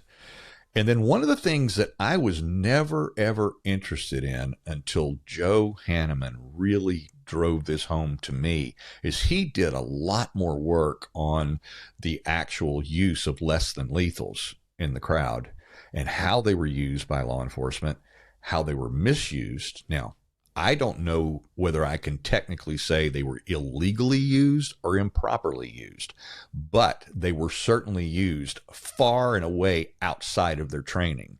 And we have had absolute experts comment. We're talking about people that train in the use of these weapons. And then we've showed them the videos of people being hit in the head with, pretty brutal devices, and or deliberately targeting, kneel down with one of those 40 millimeter cannons, target a guy's leg, his shin, through a fence, pull the trigger from 6 feet away, and blow his, took his leg out from underneath him. A year worth of therapy for this one guy to recover from that. He's not the only one that happened to. And the guy that pulled the trigger on that 40 millimeter gun, was training officer for the Metropolitan Police. He was trained in less than lethals. He knew better. Of course, they knew what they were doing. Yeah, and it's not the first time they've deployed those tactics or those weapons, so they know how to do it properly, and they actually get some real world experience. It's not like they only had a training environment behind them. DC Metro Police deal with riots and protests all the time. They are really experienced. I would say they're probably some of the more experienced in this country.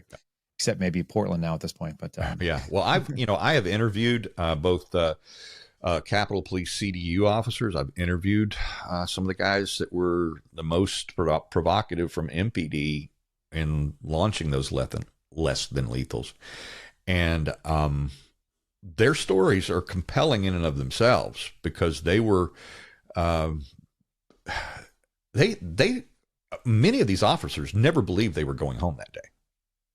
So that's the other kind of piece of it, because you can use, let me just contextualize this for people a little bit when it comes to less than lethal, but let's talk about a baton. A baton is a less than lethal option when used in a less than lethal way. Fashion, correct. So now if you were to come at me and I would have hit you, they teach this at the FBI Academy. I'm sure there's similar training in other law enforcement. You come at me and I tap you in the hands with my baton tip, and I'm hitting these small bones, which cause a lot of pain in your hands. That's not going to cause a lethal effect. It's going to be a bummer. It can potentially, change your life. Yeah. It could cause serious injury. If I'm going to do below the waistband hits, so I'm doing things towards shins and knees, and I'm trying to strike, like large muscle groups, and I'm trying to deter you from coming at me, that's considered less than lethal. Yeah. But the minute that I go above the shoulder, and I start bringing down crushing blows on the clavicle, on the head, on the neck, I can have CNS involvement, and that's potentially a lethal strike. Right. And so I can use a less than lethal tool in a lethal way. Same story with those 40 millimeters. Yeah. You take things out, you're supposed to bounce them off the ground. It's supposed to send out a canister that's going to disperse crowds, and they don't want to be around the CS or whatever. Great. I line that thing up at your face, and I take a shot that's, a lot of projectile behind it and speed and mass. Hit you in the head. It's the same as me throwing a baseball at your head. Right. It could be lethal. Is it 300 feet per second? Right. So the question then becomes, are the people using less than lethal designed weapon systems in a potentially lethal way, or something that's designed to cause serious bodily harm because they believed, and maybe they accurately had an articulation for deadly force, and they just weren't authorized. They were being told you can't use deadly force. So we're going to use something that is going to be equivalent. Again, I can beat you in the head. Yeah. If you're coming at me with a knife and someone tells me I don't have a handgun to use, I can still hit you in the head. That's a lethal force with lethal force. Well, one of the things that I get in trouble the most about from my analysis of January 6th with people that were, again, as they will say to you, I saw this with my own eyes. I was there. I know what I saw. Or they say, I've seen the video. And one of these things that I get in the most trouble with is it's the same people that want to characterize all of the law enforcement officers there that day as evildoers and workers of the plan, the entrapment plan. Okay.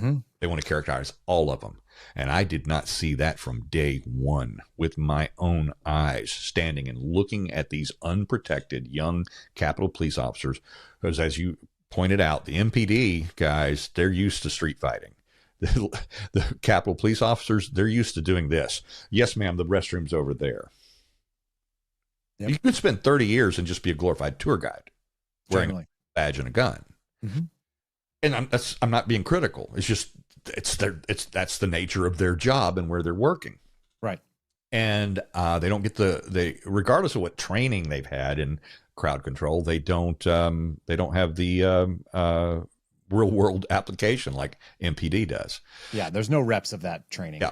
And so now they're getting calls on the radio after the breach, the first perimeter breach, and people are coming up to the West Terrace, and the radio is just squawking, going off. We need units. We need units on the west side, units on the west side. So these young cops are showing up, and they've just basically got a beanie on, for warm, because it's cold outside. They've got no body armor on. They don't have a ballistic vest on. They have no eye protection. They have no gas mask. They have no nothing. And all of a sudden, they're looking over my shoulder with my camera in their face. They're looking over my shoulder and see tens of thousands of people coming. And the ones on the front line are already throwing spears at them, because that black fence, they broke into and started using as spears and projectiles. Some of these people did show up with axe handles, with baseball bats, with all other, they carried their own bear spray. They're already hitting the cops with that. So they're already on the front line having people attacking the bike rack fence, and they're looking down the line, and they're seeing their, the other cops getting beat on, and they're dodging spears thrown at them, and they see what's coming behind me. Right. And they have no idea that there's 10,000 or 100,000 people that are peaceful that are walking back there. It just looks like a bunch of bodies, and there's some violence up front. So they have no idea. And so you have to put yourself in that place. And so when you start interviewing them, by and large, and I'm telling you, left or right politically, now even with the Capitol Police, it's not a liberal, infested police department. It's still, people that like to play with guns, they tend to be a little more conservative. All right. So, despite the fact that the Capitol Police are probably a little, percentage-wise, a little more left-leaning than other law enforcement departments, it didn't matter to a man, including the most famous Capitol Police officer in the history of the Capitol Police, Harry Dunn. In his own book, he postulates that they were set up. Only thing he got right in his book. He talks about it in his book that we believe that we were set up that day. At the very least, set up to fail. Well, that's still intentional. Sure. And you can come to the same conclusion and then have a different opinion why. Yeah. That sounds like he probably didn't guess the same why, but no, absolutely not. And so, but to a man and woman, because I've interviewed female officers that day, they believe that they were set up. They believe that they were thrown out there ill-prepared, and they all say the same thing. When we saw what was coming, we just assumed we weren't going home that day. The crazy thing to me is this. I don't know if you ask anybody. In a scenario where I don't think I'm going home and people are throwing rocks and other projectiles that are well within my deadly force policy when I was a federal agent, I can't believe somebody didn't get shot. I can't believe somebody didn't say, you know what? You shoot about 4 or 5 people at a front line, and I don't care how many people are back there. They're not coming forward to walk into gunfire from, a law enforcement entity, because then it's on. And I'm absolutely shocked that they had the discipline of it. Maybe it's because they never put themselves in. But I made that decision, Steve. I made that decision in 2020. If rocks started coming my way when I was standing out in front of the White House lawn, people were not going to go home. I might not come home either. I knew that too. But it's like, okay, well, I'm going to take somebody down because I'm not going to sit here and deal with a deadly force threat without answering it properly as I was trained. And I know they were probably trained the same way. It's shocking to me that nobody decided it is around. Absolutely shocking. And believe it or not, and I don't know if you and I have even talked about this before, but in my own FBI interview, they actually said, I brought up this scenario. I said, I watched deadly force being used against law enforcement. I said, why didn't they draw their guns? And Craig Noyes, Special Agent Craig Noyes, throws his hands up across the table from me in my interview and says, what were they supposed to do? Shoot them? And I went, yeah. That's exactly. I said, yes. And then he's like, oh, whatever. And I said, oh, no. I said, at the very least, if they had drawn their weapons, it's over. And they're like, how do you know that? I said, because I was in the building when they drew their fucking weapons. And it was over. Right. Because after Ashley Babbitt got shot, and the false narrative went out from Lieutenant Michael Byrd that he was taking shots, that's what every cop in the building heard on their radio. Guns came out. Yeah. Every gun came out. And suddenly, everybody's behaved. Right, because that's when it gets real. And this is the same thing that would be the case in Portland, I think, as well. It's, and I saw Portland just before this. I saw DC riots just before this. Other people saw it in Chicago and Minneapolis and Dallas. But the minute that somebody gets shot by a lawful authority, the calculus is now, how committed to this am I? Right now, we're a bunch of angry toddlers. We're making a big mess. The minute that dad doesn't just spank you, but backhands you across the room and somebody's sitting there and they're unconscious, this is not what I signed up for. I think most people would actually have that experience. I'm using some pretty aggressive, analogies here, but I do think that was where that line would have been. And I agree with you. I think the first time that somebody sitting up from an elevated position behind one of those parapets, and they did have rifles, right? Oh, yes. They, look, AR-15, 50 yards, 100 yards, 200 yards. My rifle group's 1.5 inches at 200 yards. Yeah. I can pick which head I'm going to shoot. Even in a wild movement, like 200 yards is a fast shot with an AR-15 if you're sitting there looking at it. And it's not like there was not a shortage of targets of people that were engaged in this, as you said, deadly force. I'm blown away that nobody did that. I'm blown away. I don't know if it was discipline, if it was God's hand on America. I'm calling divine intervention on this one, and I always have, and I'll tell you why. Is because they who allowed the rope-a-dope to happen, that they expected that one of these MAGA yahoos were going to draw their own weapons, and some of them were armed illegally. They had, it was a very cold day, heavy wind, and big coats, and there were certainly some illegal handguns underneath those, and we know because some of them were caught with them on the day, and then some people actually, in their own trials, confessed to it that they were armed. They found some in some automobiles there in the district, and then then you get into the radio chatter. and this is what kind of solidifies the whole rope-a-dope move in my mind, is that when you listen to the fact that in 9 hours, I have 9.5 hours from 2 different channels, you never hear the commander's voice except 2 times all day long, and both of those times were pullback orders. So Yogananda Pittman, who was the number 2, she was Unit 2. That's how she was identified, Capital Radio. This is Unit 2, Unit 2. She called for a pullback about 2 o'clock was the first one. Then she called for the next one at 2:08, and basically ordered everyone in the building. Of course, all the cops down on the front line, the crowd, they were singing, there's noise. Now you've got the LRAD going off, and you can't hear anything down there. And so they're not hearing the orders over the red. That's why they stayed down there and continued to fight until the line collapsed about 2:35. Mm-hmm. But they had been actually ordered into the building at 2:08 to go inside and pull back, and they didn't. And the line up top breached. They got to the door in the window there, what they call the Senate wing door, and that's where the first breach of the building itself happened. And then, now this is we're talking about use of force.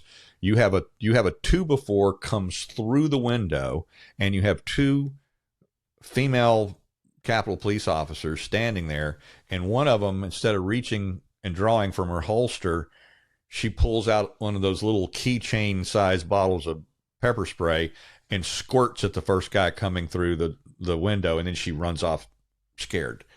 Now, a friend of mine, very close friend of mine, retired Secret Service, he said that he was Secret Service liaison to the Capitol for, I don't remember if it was a year or 2 years, but he was the liaison there. And so he said, oh yeah, he goes, I walked past that very doorway and window hundreds of times. If that would have happened when I came, if I was standing there, he said, those first 2 guys are dead, and then this whole thing is over.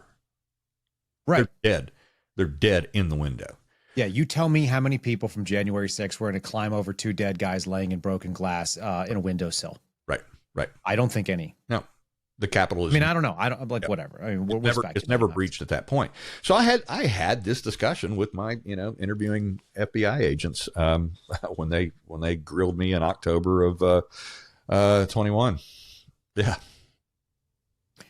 I don't understand. So maybe that's God's hand on it, that people's lives were spared, or maybe it's the path we all had to go down to be here. Well, but that's the other part of this, is we didn't hear the commander's voice all day long, and that's despite the fact that the lower ranking officers were screaming into the radio asking for orders. What do we do? What do we do?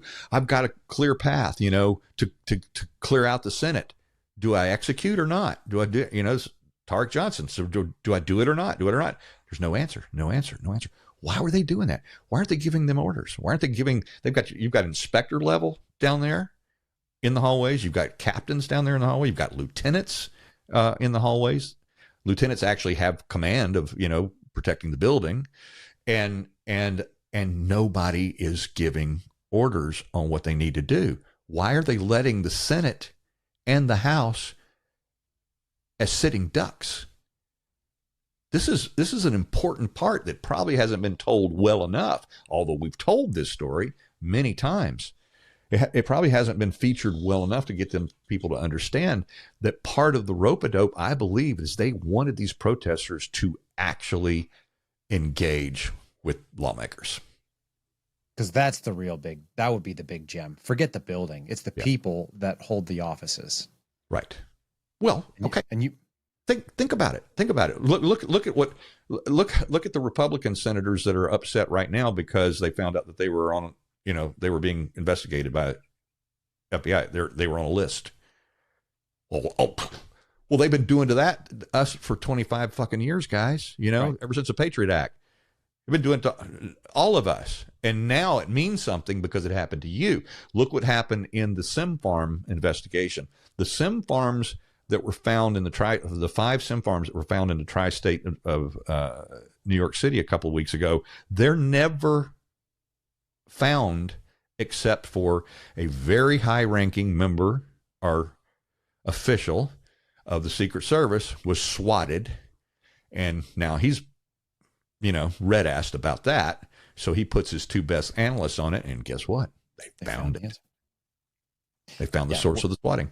Didn't matter when you had people at InfoWars. Didn't matter when you had influencers. Didn't matter when you had all these other folks. Doesn't even matter when you have a congressperson. It turns out when you have the actual person that's at the agency that has maybe some pull and says, hey, I don't like this happening to me.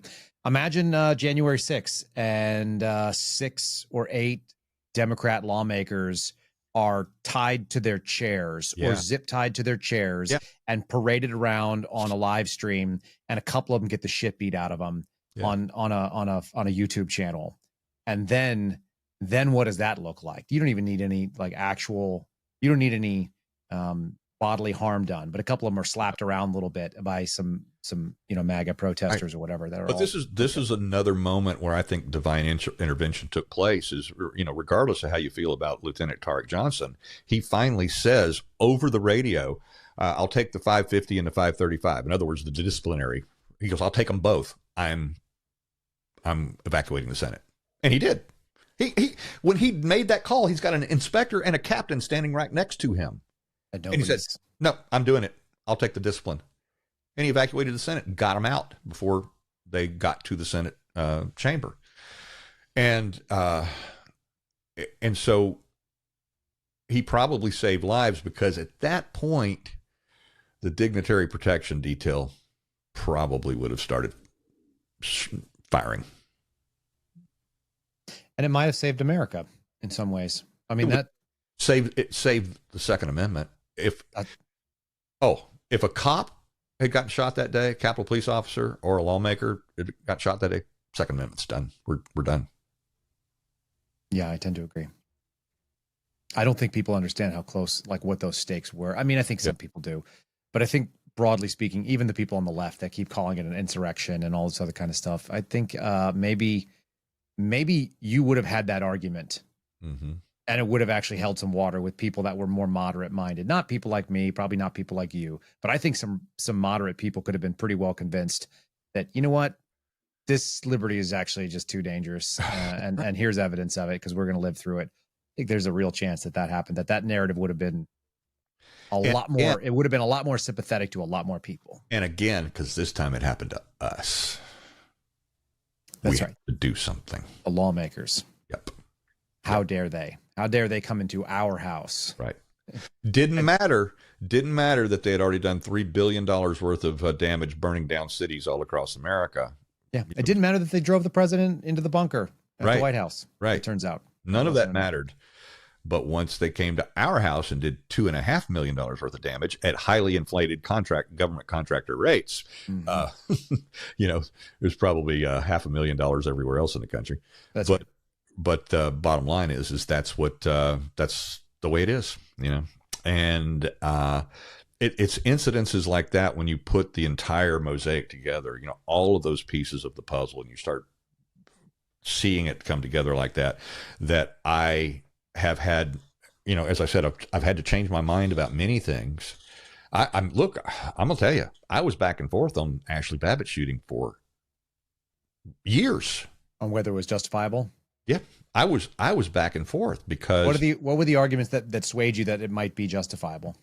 I was told initially through early interviews that the dignitary protection detail only has one moderate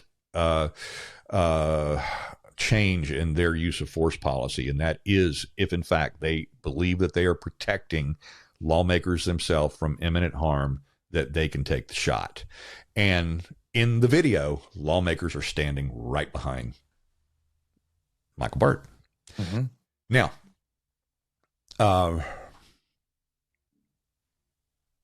it may be true, because it's true with the Secret Service. They're taking the shot, dude. Right, but imminent harm is actually a really specific standard, and that word imminence is critical. And in other words, I think that there's a real possibility that the Ashley Babbitt scenario could develop into what was just justifiable as imminent danger. There's a real world possibility of that happening. Yeah, but not as it was done.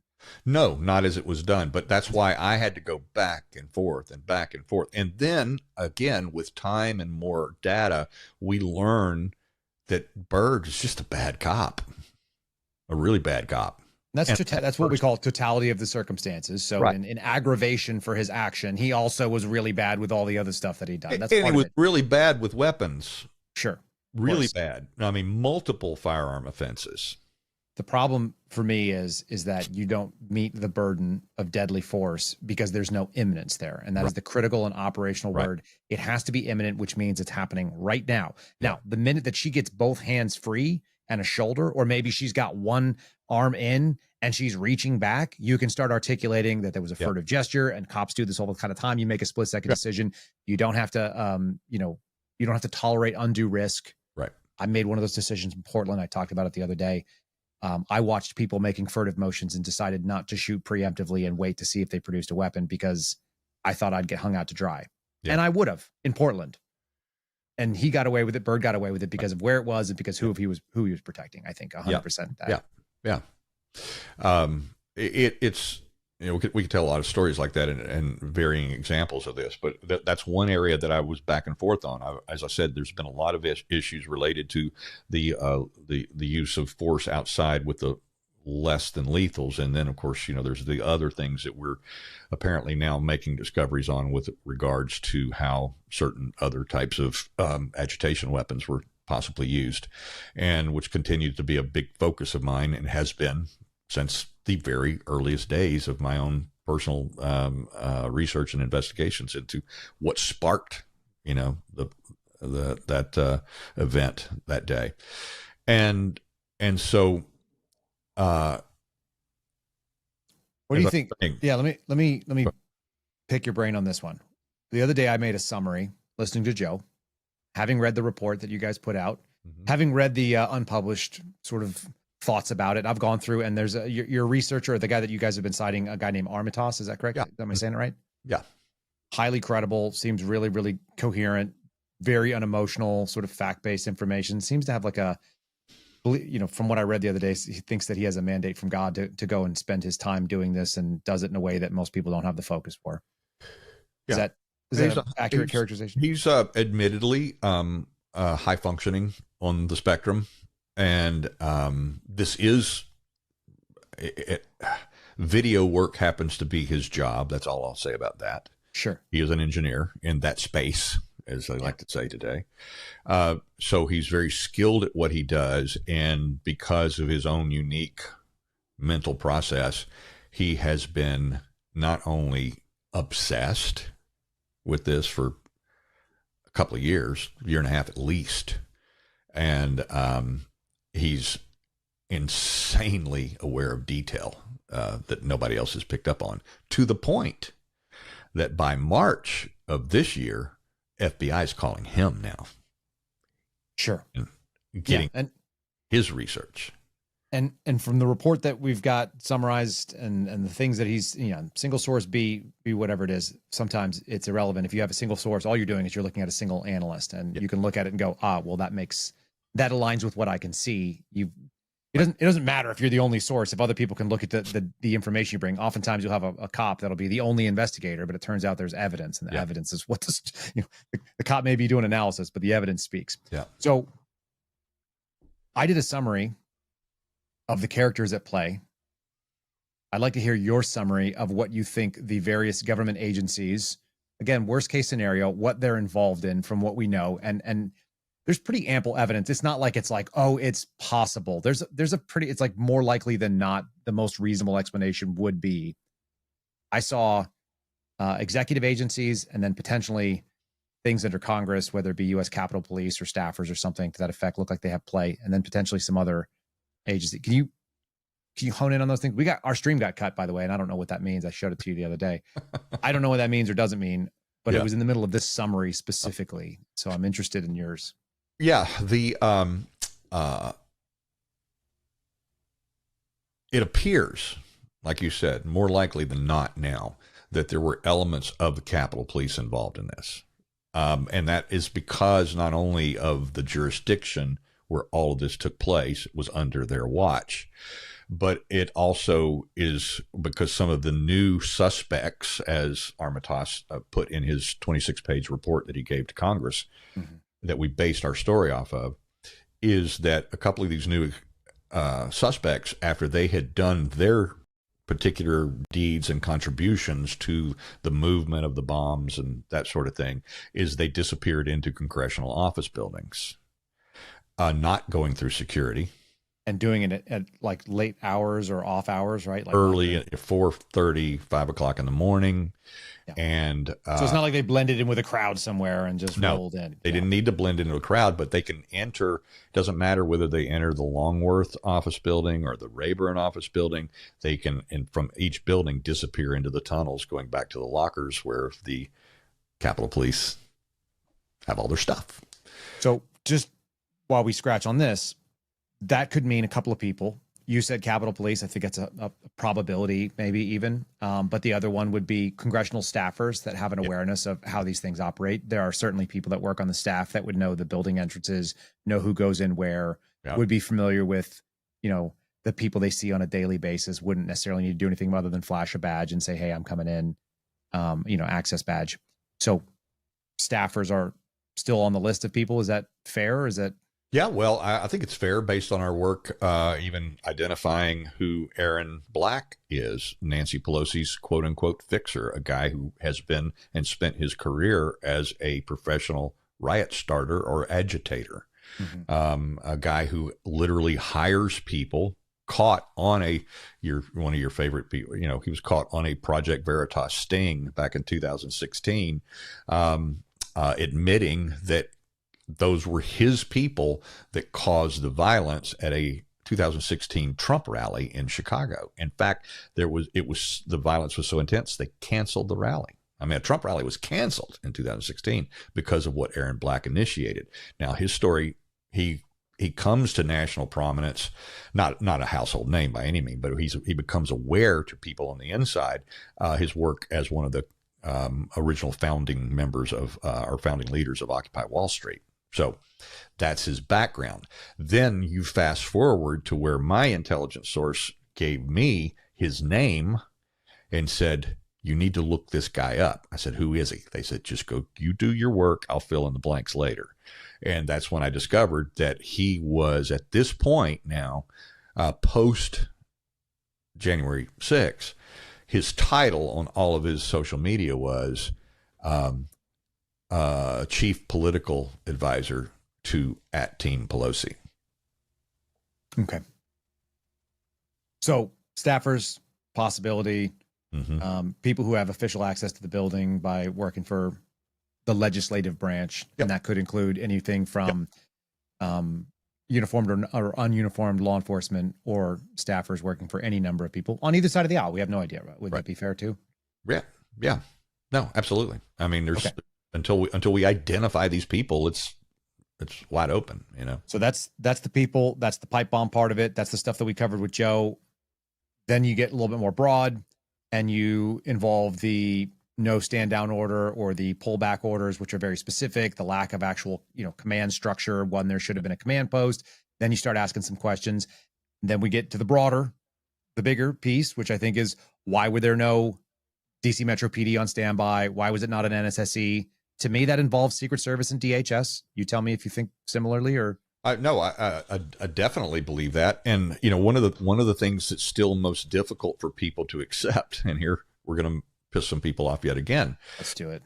The 274 agents that responded to crowd control detailed emails that they were getting, regardless of whether they were responding from the Hoover Building, WFO, or other offices around town, other posts, home, wherever they were responding from, they are not the provocateurs.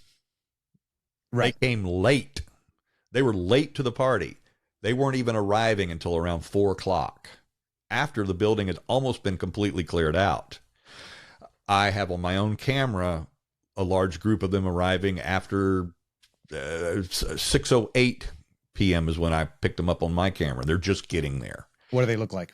They're plain clothes, in that they all have retrieved their ballistic vests, whatever you guys call them. So it's got FBI on the front, FBI on the back. They're all wearing them. They've got their sidearms clearly. These wraparounds that yeah, the wraparound. Okay, so we call that soft armor. So they're wearing the level 3A soft armor. Yeah, so that's what they're wearing as they're arriving. They clearly are identifying themselves as FBI as they're arriving.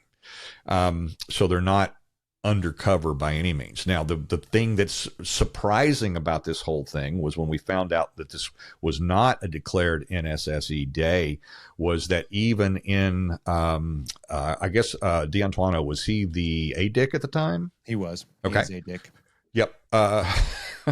The A-level dick. Sometimes you just got to sneak it in there. Right. So that would be Assistant Director in Charge, WFO, right? Right. Yeah, correct. So he, in his own transcripted under oath interview to the original committee, the original Pelosi's original January 6th Select Committee, he testified that, in fact, it was not an NSE day and that they did not deploy counter surveillance teams into the crowd. You, for one, was not deployed that day. That's correct. I was not. And you were in Baltimore playing gunsies. Yeah. I was in Frederick. But you were in Maryland. You're in Maryland anyway, with Maryland State Police when their phones and radios started going off, ordering them to the Capitol, right? That's 100% correct. Yeah. No, I was out doing that, and I shouldn't have even. If they had an NSSE, they wouldn't have even given us the day off. Right. So I was on declared leave, and I remember asking my boss, "Hey, is this going to get canceled? Is my leave going to get canceled? Am I going to have to kick this class and ask for a refund and try to do it another time?" And he said, "No, you're good." So nobody asked us to, which means my team wasn't sitting at Park Police at the Eagle's Nest, which is where the Park Police stage, and that means that they didn't have the I teams and they didn't have the counter surveillance teams, what they call hurricane teams. There's two different bases, so people understand. And in the crowd, generally speaking, during these NSSEs, they'll pair up various federal agents, usually with somebody from Secret Service who has that specific mission of counter surveillance. They've got an entire group that constantly is walking around on the Oval, on the North Lawn, the South Lawn. They're hanging around the ellipse and all this kind of stuff. And they're just walking and looking at crowds, look for threats that would potentially affect the White House. So they do that every day. There's regular Secret Service personnel whose job it is to walk around and take pictures and pretend to be a tourist. Sure. And they usually hide a weapon in an interesting way, which I won't give away, but I can spot them and I have spotted them and I know who they are. And if you know how to look at them, you know who they are too. So they're out doing their thing. They pair them up with either an FBI agent or a Secret Service agent and from some other division, DEA, blah, blah, blah. And we would just mingle, look for trouble. And then we would call in what's called an I team, and the I team does the interview or field interrogation if need be. Mm-hmm. And then they would call in if that actually developed into something where they couldn't do something, but they thought there was bigger problems, then they would ping the surveillance units to follow those people at some point. And I was part of the surveillance team as well. So I'll ask you a specific question, then I'll ask you to speculate. Okay. When the Maryland... Wait, hold on. I got to give you my interview hat. Now you're going. So when the Maryland State Police radios, phones started going off and they had to go to the Capitol, did you ever get an order to go? No, absolutely not. You never got, so you didn't get the email that went out to, well, at least 274 that we know of. No, and my understanding is it went to about a third of the Washington field office. There were a huge chunk that said don't show up because it was just a nightmare. And I think that it was certain divisions were activated. Mine was the intelligence division, so I worked out of intelligence division. We were the surveillance team. We were a mission support type unit, so we would support investigations. The people that got spun up were the tactical. The people that got spun up were evidence response teams. Mm-hmm. So that made sense. They were all going to stand out. I know where they're, they got an offsite that's somewhere in Washington, D.C. I don't need to tell you where it is, but they go and they hang out at this big garage kind of hangar setup where they get staged to go and do big evidence response. So ERT, SWAT obviously got stood up as well for a tactical response. So they were part of the 274, if I could guess. There are at least, my numbers are iffy. I feel like there's about 60 SWAT guys on the team. Mm. And then there's some additional gray team, mobility team group that also, there may be as many as 80 That does not people. include HRT, the SWAT team. Not including HRT. That's a different unit. That's headquarters. So Washington Right. Field specifically. And this was a Washington Field report, as far as I understood it. It wasn't including HRT or SURG assets responding. I could be wrong about the way that report was written up, but it seemed like it was a WFO after action this is what we did and this is why you should keep funding us. That's what I read that report as. So yeah, you got 60 or 80 from the SWAT and the medics and the comms team that goes along with it. There's a whole package there. I think they sent both Alpha and Bravo team, and I could be wrong, but I think that was right. They sent ERT. They sent some people from the criminal squads that are more likely to deal with street level offenders and violence. There's a certain type of person that goes to do the running and gunning work of the FBI. They didn't send, as far as I could tell, they didn't send the CI teams. They didn't send the CT teams nearly as much. And some of the units that got activated ended up realizing they were never going to get there anyway. Yeah. Because they shut down the Capitol. I mean, it was a complete nightmare. Right. I was happy to stay in Maryland. I know the guys that went down there in Maryland had a difficult time getting their way through, even in marked units and whatnot. It just was not an easy trip. So yeah, 274, that wasn't instigators. They were not in the crowd beforehand. And for all of the spin of John Solomon and the hype that Donald Trump put on it and the attempt to contain it by Kash Patel, in that case, Patel was actually correct in what he was saying, although they've obviously really soft pedaled it. And they're still kind of nudging the people that are reactive about it, because I don't know what the end game is. It just seems like low information is the order of the day in general. And that was probably the most misunderstood tweet I have ever put out in my life, in my social media career, when I called 1,000% BS. Mm-hmm. Said it, 1,000% bullshit, because I wasn't, and a lot of people automatically interpreted that I was calling Kash a liar. No, I wasn't. I was calling the idea that they were doing crowd control was BS, because they weren't. They never did. Right. By the time they got there, the crowd was under control. The tactical units had already taken care of what was going on inside the Capitol, and the Capitol Police, Metro, and then all the supporting agencies that were arriving from Maryland and Virginia and everywhere else were taking care of pushing bodies off the property on the outside, and so the couple of times where we see a couple of FBI guys that seemed to may have been supporting the LEOs as they were pushing people out of the Capitol, they were standing, 6-8 feet behind them. They weren't actually involved in crowd control. They were present, and we're talking about just a couple of them, but nowhere else. So that's why the second that report came out, or that Kash tweeted that, Joe and I immediately were DMing going, this is bullshit. I mean, we've seen more video than anybody, and we never one single time saw anybody pretending to be FBI supporting Metro PD or Capitol Police and crowd control. Well, there's a popular Netflix show. I think it's on Netflix. No, it's on Amazon. It's the Reacher series. And it says, in an investigation, details matter. It turns out the details actually matter about this. and getting it wrong and playing into emotion for people, it's not going to get you any closer to the truth. That doesn't mean the FBI wasn't involved in the broader context. We talked about staffers. We talked about U.S. Capitol Police potential involvement at command level, or maybe even at the operational level with the pipe bomb situation. And then, let's be real, there was a DHS component of somehow, and whatever that was. And you've, I think, estimated that there may be a DOD involvement, and I'm going to call it a DOJ involvement as well, because DOJ released garbage footage on purpose, knowing it was garbage. Yep. They've put out a narrative that is not substantiated by the facts there. They actively pulled off people who were doing reasonable investigative work to do not reasonable investigative work, myself being one of them. I know they did to other people, but I was one. Yep. And so everybody's got a piece, but to assume that one agency did it all, that was always my problem. This sort of like this ignorance of understanding how compartmental investigations or compartmented operations would work. Yeah. Well, that's why we're dealing with the rumor right now, and we're not comfortable going forward with it as a news story at present.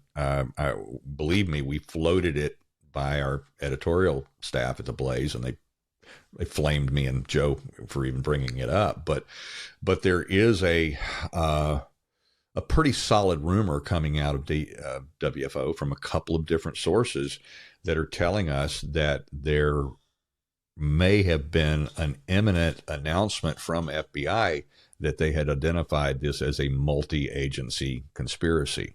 Specifically, the number that we're hearing is 3-agency conspiracy, which brings us then to trying to figure out which ones are we talking about of all the ones that were pretty solid participants that day. Obviously, Capitol Police, MPD, Secret Service over at the DNC, CIA had boots on the ground. We know their dog sniffing teams were there. We know that. Well, first of all, who knew that CIA had dog sniffing teams in DC? It makes sense. It's the same for me. It's like CIA police. They have their own security apparatus to be able to secure their gates and their buildings and so on. FBI has FBI police. Yeah. They're glorified security, Right. but they have bomb sniffing dogs. They've got some search dogs and stuff like that. So, and then it makes sense to me, at least. Like, So you start putting all this together, and then we hear, well, one of those agencies is the Commerce Department. I'm like, what? Well, the Commerce Department is the one that controls FirstNet. And like, okay, let's see how I can make the mental leap over to that. But see, for me, when you start putting, again, there's so many components to this that it's impossible to tell it all. And look, you and I have done, I don't know how many 3-hour podcasts together before, and we still can't tell everything about just that one event. We haven't even talked about, more recent discoveries and other things that we've done that I would love to have time to go over with you. But for instance, let's just talk about ATF for a moment. All right. So the guy that was, God, I'm trying to remember what his rank was at ATF. His name is Sean Benedict. Well, he was on the ground at the DNC for the investigation of that particular bomb site. All right.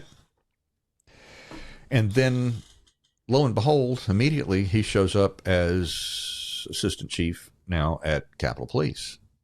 He took Yogananda Pittman's place when she got her golden parachute over to UC Berkeley as the chief out there, and just outside of Nancy Pelosi's district. Another coincidence. So he gets her job, Sean Benedict, over Dignitary Protection Detail.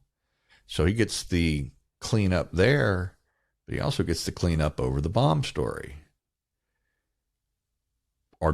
Is that why he was brought over? Yeah. Well, you have to ask those questions.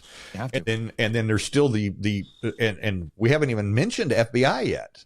But before we get to FBI, we can't get past the fact that after the two plainclothes counter surveillance cops wander over from the Capitol and wander over to DNC, they just not only happened to find the bomb, but also found the parts that broke off from that bomb when it was first placed by the alleged bomber, the hooded bomber, at the Congressional Black Caucus build.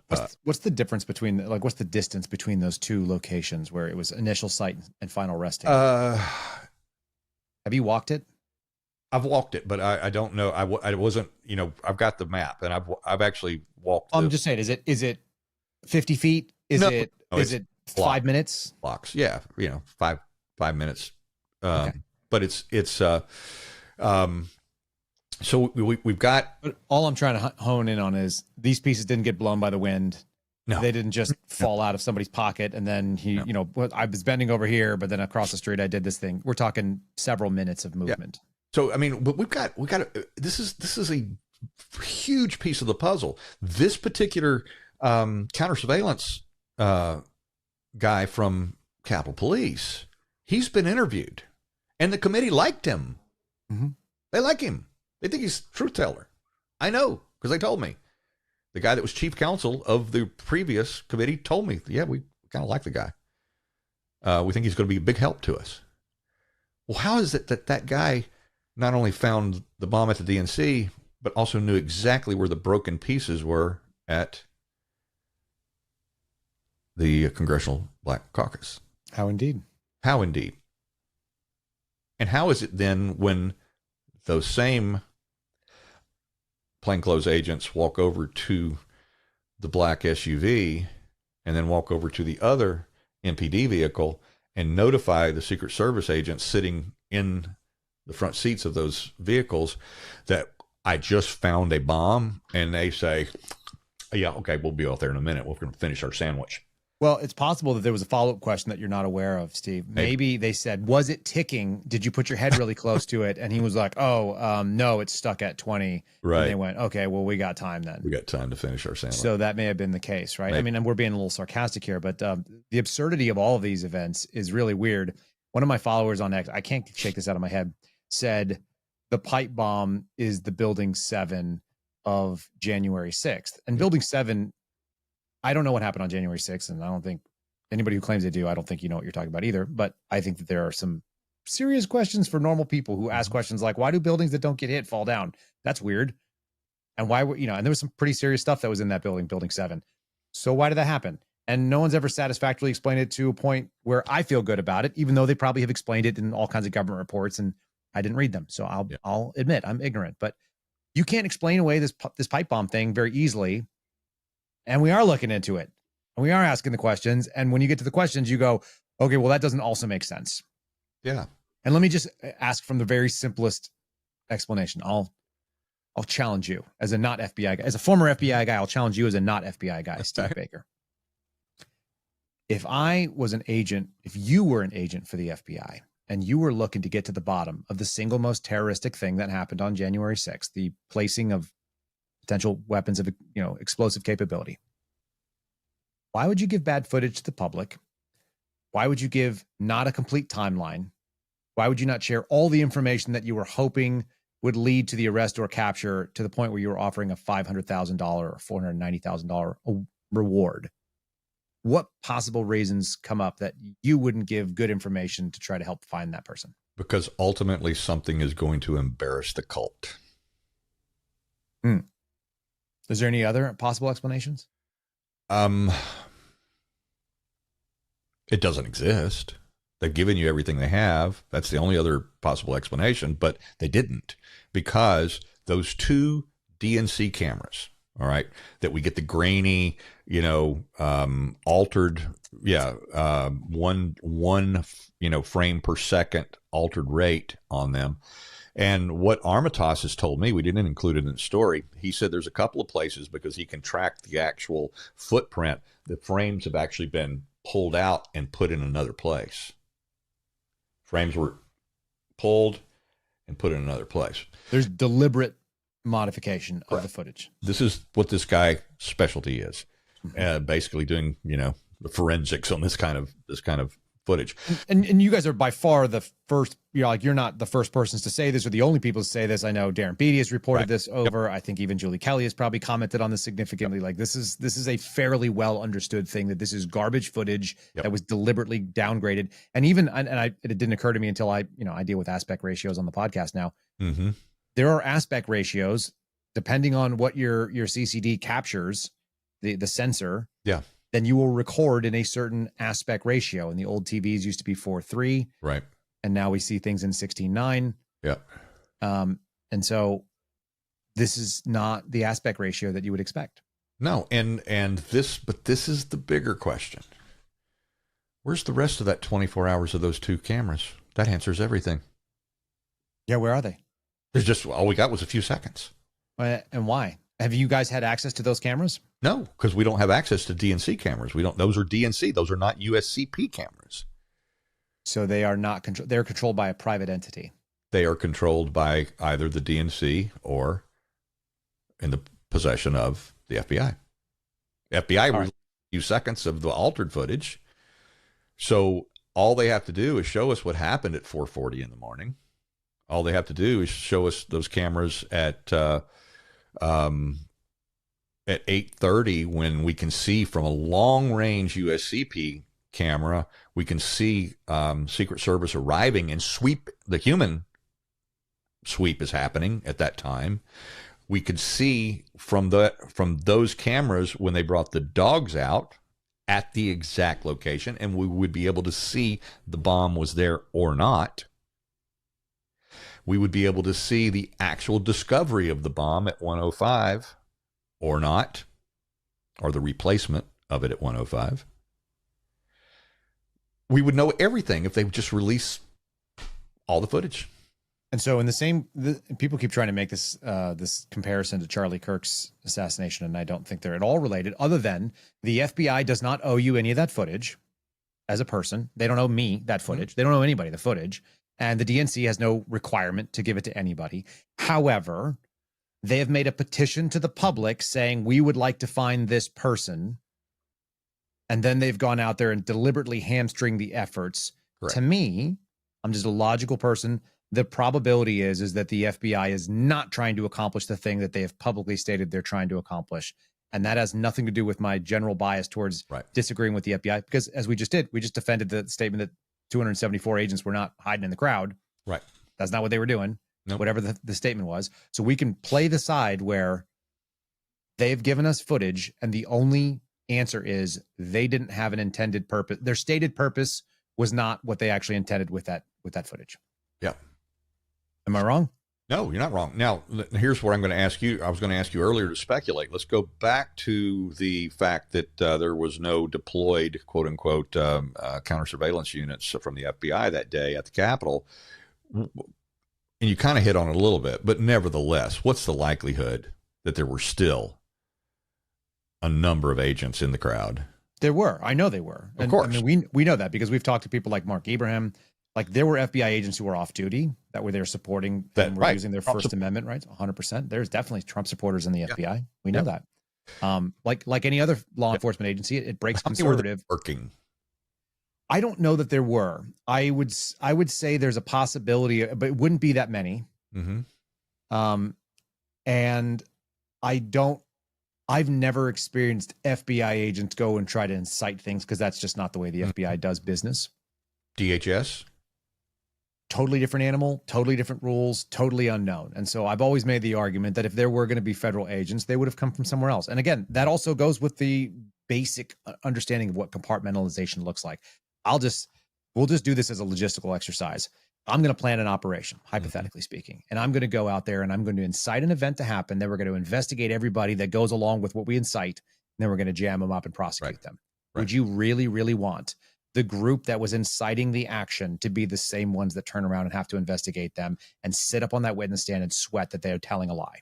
Well, this is exactly why I have always been opposed to the quote unquote Fed surrection idea. Not that it wasn't elicited and stimulated and or allowed by somebody. Mm-hmm. But that there's only one entity in our federal government that's starting riots, insurrections, color revolutions is part of their job. It's actually part of their job. Which one is it? It's DOD. DOD assets. DOW now. DOW down. Yeah. No, there is only one group that does that. And so would you go? So here's the other thing. You just mentioned Commerce Department and some other things. It's like, okay, well, there's 1811s, criminal investigators, law enforcement in almost every group. The VA has them, right? Yep. Health and Human Services has them. Department of Interior has them. They all do. Department of Energy has them. They all have 1811 sworn agents and officers, 100%. Right. Yeah. And they have some in a security posture that are securing the buildings physically in DC and other ways. And then, like VA has VA police. People have seen that before. It's just a security job. They're doing work on the federal facility. And then you have, sort of units that do stuff specifically, and they're trained for that. They got a lot of time in it, and they're used to working kind of in the thing about special operations. There's white and there's black and there's gray ops. And so people have told me, the really interesting, wild stuff happens in sort of gray type units, and the gray units are able to kind of blur the line in various places, and they're working in a kind of a nebulous legality. And overseas, that's the way that sometimes business gets done. That's how intel stuff happens. That's why certain of these particular gray groups can become what they call ostensibly separated from the Army. That's the word I was looking for the other day. Let's talk about, we've covered this. I want to cover it again. Ostensibly separated is the actual legal words you said that was coming from the memo of the memorandum of understanding between DOD or DOW now and they have deals with DOJ entities, FBI. Is there any other ones they can be ostensibly sapinated and join? Let's just talk about the DoD for now. Let's just say that you're tier 1 special operator, and you've got your chain of command, and then all of a sudden you get an MOU from CIA, and you're overseas, and you're in a country where you're not supposed to be, or the CIA wants you to insert for an operation.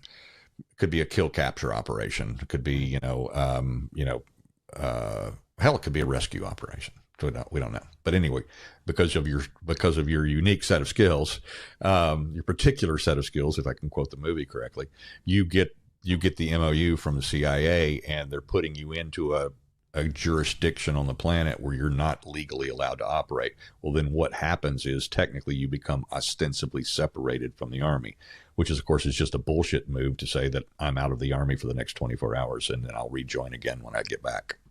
And that is the same kind of nonsense that people have seen in spy movies where it says, like this is the disavowed type operation. This is the actual verbiage that you're seeing in MOU, or that you're saying that these guys have. So we'll disavow all knowledge. This is the secretary. We'll pretend that you didn't exist, right? This message, this communique will self-destruct in 5 seconds. Well, I mean, and there is, in fact, and the entire special ops community knows that there's a group out of Belvoir and a group out of Fort Meade that don't exist. They exist, but they don't exist. Mm-hmm. If I call, the public affairs official at the Pentagon tomorrow to ask them questions about this particular group, they don't even, what are you talking about? We have no idea what you're talking about. Mm-hmm. It's not that we, unlike the FBI, it's not that you're getting the classic Christopher Wray. Sorry, I can't comment on an ongoing investigation. You don't get that from them. You get, I don't know what the hell you're talking about. Never heard of them. What'd you call them again? Yep. Officially denied. Yeah. Even though there's been books written about them. Right. They don't exist. Yeah. But that's we're not being conspiratorial here, people. No. Like, anybody who works with us, special operations folks, if you've been in the space, if you've worked in counterterrorism, you know about TF Orange. You've heard it called different things. There's a freaking Wikipedia page for the intelligence support activity, or the activity, or ISA, or Orange, or TF Orange, or the unit. And they used to call Delta the unit, and then they denied that, and they changed it. They called it CAG. So all these units that are out there, these SMUs, these special mission units, they all have a part of it is that's part of the allure. Mm-hmm. Part of it's the hyper capability that these human beings have, which they are super special human beings. I got a really good buddy who just retired from the Air Force Special Operations Unit called the 24th Special Tactics, and so that's their tier 1 mission unit. And he was a regular guy who's hyper capable and was always bright and friendly and physically just didn't give up ever. And he just got out of that. And these people are out there. Like they exist among us, and they may or may not have missions that the United States military is legally able to claim. Yeah. It doesn't mean they didn't do it. It doesn't mean they're not out there. It's the thing that's really upset people for a long time. And I think it upsets you and me, and probably even guys that are veterans of this unit, is how would you get them to say yes to doing something on U.S. soil that has been so destructive in the nature of like what January 6th was? How would you get somebody on board with that? And I've had pushback from people in the military who are like, I don't buy it. I don't think that could happen. And I think you and I have an answer to that. I just don't think anybody likes it. Well, the retired members of TFO who I have interviewed all pushed back. I mean, literally pushed back to the point of telling me to F off. Kash Patel pushed back when I pitched it to him, my own discoveries related to this. Nothing for nothing. His old boss was a former TFO guy. I mean, he was dropping F-bombs and, as loudly as he could in the discussion. This is Patel. So there's no way. I mean, he's like, there's no fucking way, blah, blah, blah, blah, blah. He said, Chris and I would have known about it. And he's referring to Chris Miller. Mm-hmm. He's saying Chris, because he was basically Chris Miller's, chief of staff when Miller was appointed as acting Secretary of Defense at the very last 2 months of the first Trump administration. Right. And Patel was joined at his hip And I mean, he just just tore my ear off, denying that they were there. And as he said, at the very least, I would know. We would know. Me and Chris would know. And that plausible deniability, that's exactly what you've talked to George Hill about this, I'm guessing. Yeah. Oh yeah. Yeah, of course. And George has said, there's stuff that I did as an NSA guy that the director didn't know what we were doing. And the highest people in the agency wouldn't be briefed on it on purpose. That's what a sub rosa program does. Yeah. And George also said one time, I think it was one of the first conversations I ever had with him a long time ago. He said, that place at Belvoir, he goes, that's the only place my badge didn't work. He said, I could get into every secure facility in the country. I went to Belvoir. Doesn't work. It's because they don't exist, George. Yeah. What were you thinking? Right. And, yeah. So I'm team DOD. If I'm going to look for who the characters were or who the characters that groomed the provocateurs for that day, I'm going to look at the organization that they use and train and groom people for to do overseas. That's all I got. That's why I've never believed that the FBI were the ones that were actually doing the bad deeds and attacking cops and breaking windows and, dressed up as MAGA people and doing all of that, are the ones that were waving, Ray Epps was not FBI. He was a Marine, though. Didn't he have a tie-in with DHS? That am I forgetting? It's some sort of DHS connection too. If so, I've forgotten it too. I've literally at this point, 4.5 years later, forgotten more than I can even imagine. I mean, it's just the deep. Yeah, you've forgotten more than most people can know, and then people will jive your memory, and you're like, oh yeah. People do that to me all the time too, and I'll be like, oh yeah, I did know a bunch about that at one point in time. Yeah, we've had so many wild news stories in this whole cycle. I mean, we had a Tesla that exploded at Trump Tower in Las Vegas, and we had a terrorist attack on January 1st of this year. Yeah, that's right. And I have not heard a single person bring it up ever since. And whatever happened to like the cells that were running that game. Yeah. You know what I mean? I mean, it has been a wild few years. It feels like, especially if you're in the current, like we are, where all we know is what happened 2 weeks ago and 2 weeks in front of us. And you got your long-term projects you've been working on here. But you want to talk about we'll just dance into the last long-term product, and we'll see how many people can keep listening to this stuff. Let's talk about, because we've talked about the entities that would be involved. I think all of these things have degraded the institutional, what is the word? Integrity, trust, and the ability to listen to them and take them at their word for years. Yeah. No, I mean, we're not going to be able to trust any of these agencies that we find out we're involved in it, or that we know we're likely involved. We've discussed this before. You always have to go, when you're talking about government, you have to default to incompetence before you go to malevolence and, conspiracy. You have to start there. It's almost incomprehensible to put all of these pieces of that puzzle together and say this was all just the biggest confluence of incompetence in the history of the nation, because we're talking about incompetence at Capitol Police, Secret Service, DHS, Department of Commerce, keep going, FBI. I mean, it just CIA. They're all there. And DOD. This is what. You finally reach a point where you just go, okay, I'm not going with incompetence this time. Yeah. Plausible, but no longer probable. Right. Exactly. So all of that has degraded this institutional trust that we're talking about. And so that also trickles down to the federal government. Would that be fair, that we have some trust between different agencies? They have a difficulty being able to lean on it, or that we've basically seen mission where there's no longer the 9/11 world was like, how do we share information between everybody? And I think over the last 27 years, more of them have gotten more and more siloed, where they're like, we're just going to solve this problem ourselves. Like, what, either because it's a pain in the ass to go to the other agencies, we saw this server farm. I'm going to just introduce the story, and I'm going to ask some questions, and you can answer or not, depending on what you're able to.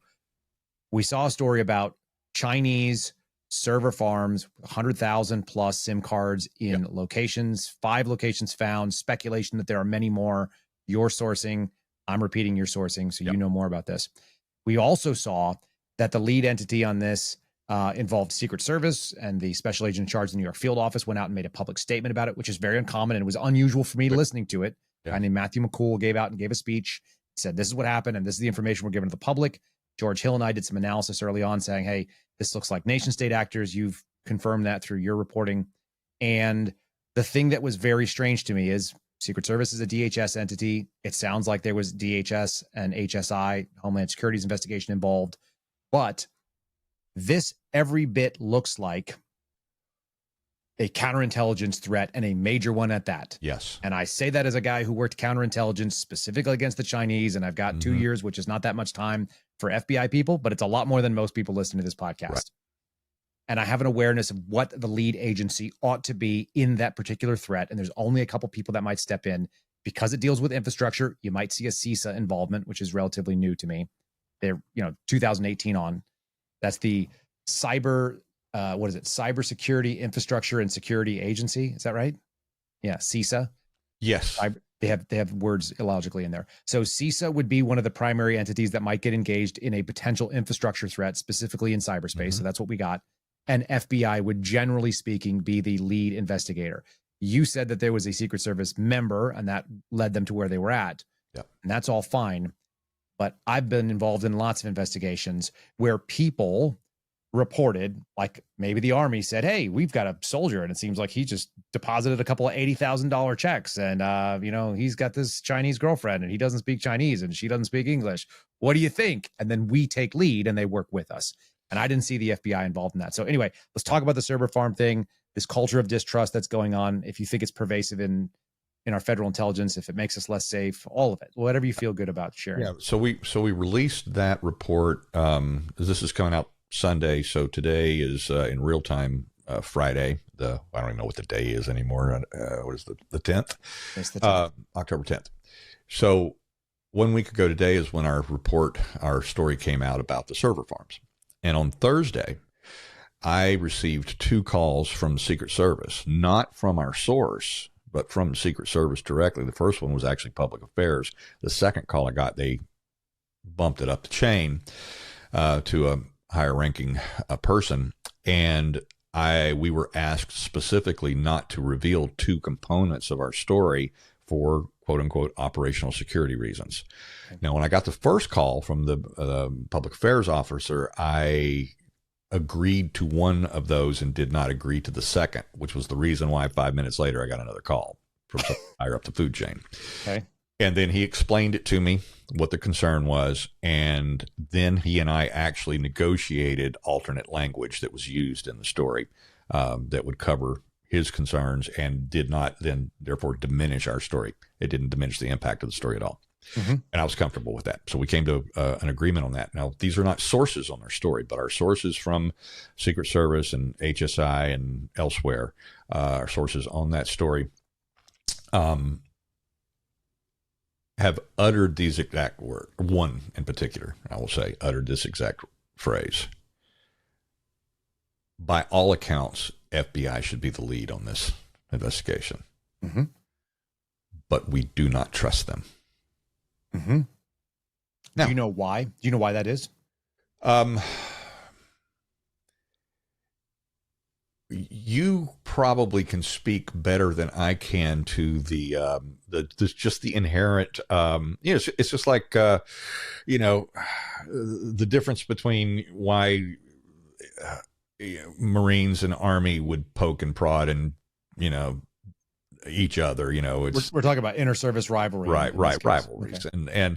And there certainly are those in the intelligence community as well. Then you get into, the fact right now that all of the intelligence services are under intense scrutiny by the Trump administration and the people they've appointed at the top of those posts. Whether what's the guy at CIA now, Ratcliffe, is that his name? Yep. Then we've got, of course, Tulsi over at DNI, Cash at FBI, and so forth and so on. And even though ostensibly they're all working for the same team, they are all working against the old structures, and they are deeply entrenched. My sources generally say they use these figures. They throw them out. I don't know if they're pulling these numbers out of their ass or not, but this is the kind of statistics that they say in their estimates. But they say when we're talking about FBI, that Cash and Dan specifically are looking at about 60% of the entire of all those employed at every division are actively still working against the America First agenda by the Trump administration. Mm-hmm. How do you feel about that number? I don't think that's far off. I don't know if it's exactly 60%, no, but that's same as you. But I would say that conservative people and conservative leaning and constitutional libertarian types are the majority of the agent population, but they are the minority of the employee population. So I think that's like a 60-40 split. I think that's fair. I think that makes sense. You're going to have some conservative employees, some conservative agents, and obviously some that are not. 60-40, I'm good with that. Right. And then when they speak of CIA, the phrase they use is 80+% are working against administration. That sounds right too. And let me just make it real innocuous for people. The folks that you recruit into intelligence jobs, generally speaking, have credentials as well. And so they are longtime government employees. They're not badge and gun carriers. The processes they use are, generally speaking, would be sort of extrajudicial, especially if they're focusing on external threats. There's no legal process that you go get Chinese information or, Iranian information or whatever else. And then if you spend a lot of time in academia, you tend to be people who want to do that. And then you also are influenced by that. Yeah. And we have a decidedly liberal or left or leftist, hard left sometimes, academic culture in this country writ large. So yeah, and these, I could go on and go down the list from other agencies and such, including the DoD, but those examples will suffice for what I'm trying to say now. Is that this is the problem that they're up against? Can you imagine what Tulsi is up against right now? Because she has to provide the mandate of DNI, the Office of the Director of National Intelligence, is to oversee all federal intelligence. That's all of them. DOD, FBI, CIA, blah, blah, blah, blah, blah. Right down. Capitol Police. They're a federal agency and they have intelligence. So her group is probably the most hated group in, the Washington, D.C. Region right now, because they're providing the accountability and the oversight over all of them. And then internally, and this is where, as I spoke to Keith yesterday in the podcast I did with him, I said, this is where I give Dan and Cash some grace, is that they have literally an insurmountable job. And they are going to be stonewalled. They're going to be thwarted at every turn because they have so many people working against them. That doesn't excuse a lot of what we've seen, though. And that is part of the problem why they're not trusted, because it's a double-edged sword. They're not trusted because, A, they're not convinced that Cash and Dan are up to the job. Now, I'm not making a value judgment right now. I know I wouldn't take the job. I wouldn't take either one because I'm not qualified. Not even close. Wouldn't pretend to be. And I'm not going to pretend to be critical in that regard, except to say that if you've only managed 6 or a dozen people, and as the largest group of people you've ever managed as a podcaster, I don't know how you're going to be the COO of a corporation of 38,000 people. Plus one. I just don't know how that's going to happen. All right. I don't know why my phone will not shut off, but it won't. Are you hearing it this time? I did. It's all right. It's like, stop. But and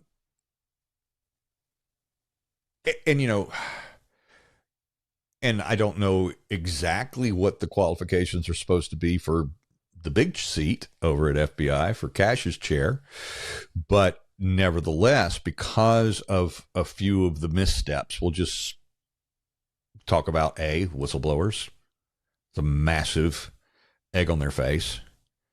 It's continuing to be a misstep. They still haven't found their footing yet on that. Apparently, I'll leave it at that. You have the worst PR disaster I've seen in the entire Trump administration thus far was the Axios release about the Epstein files, the joint release by FBI and DOJ. Yep. That was just absolutely horrific. And then you had the infamous we have the subject, we got our guy, the Charlie Kirk killer, and then an hour and a half later he has to retract that. That's a rookie mistake that a rookie cop wouldn't make, probably. Yeah, I've never seen a local sheriff make that mistake. Yeah. And of course people will push back on the internet and said he said suspect. No, he did not. He said subject. Two entirely different meanings and words right there. Right. So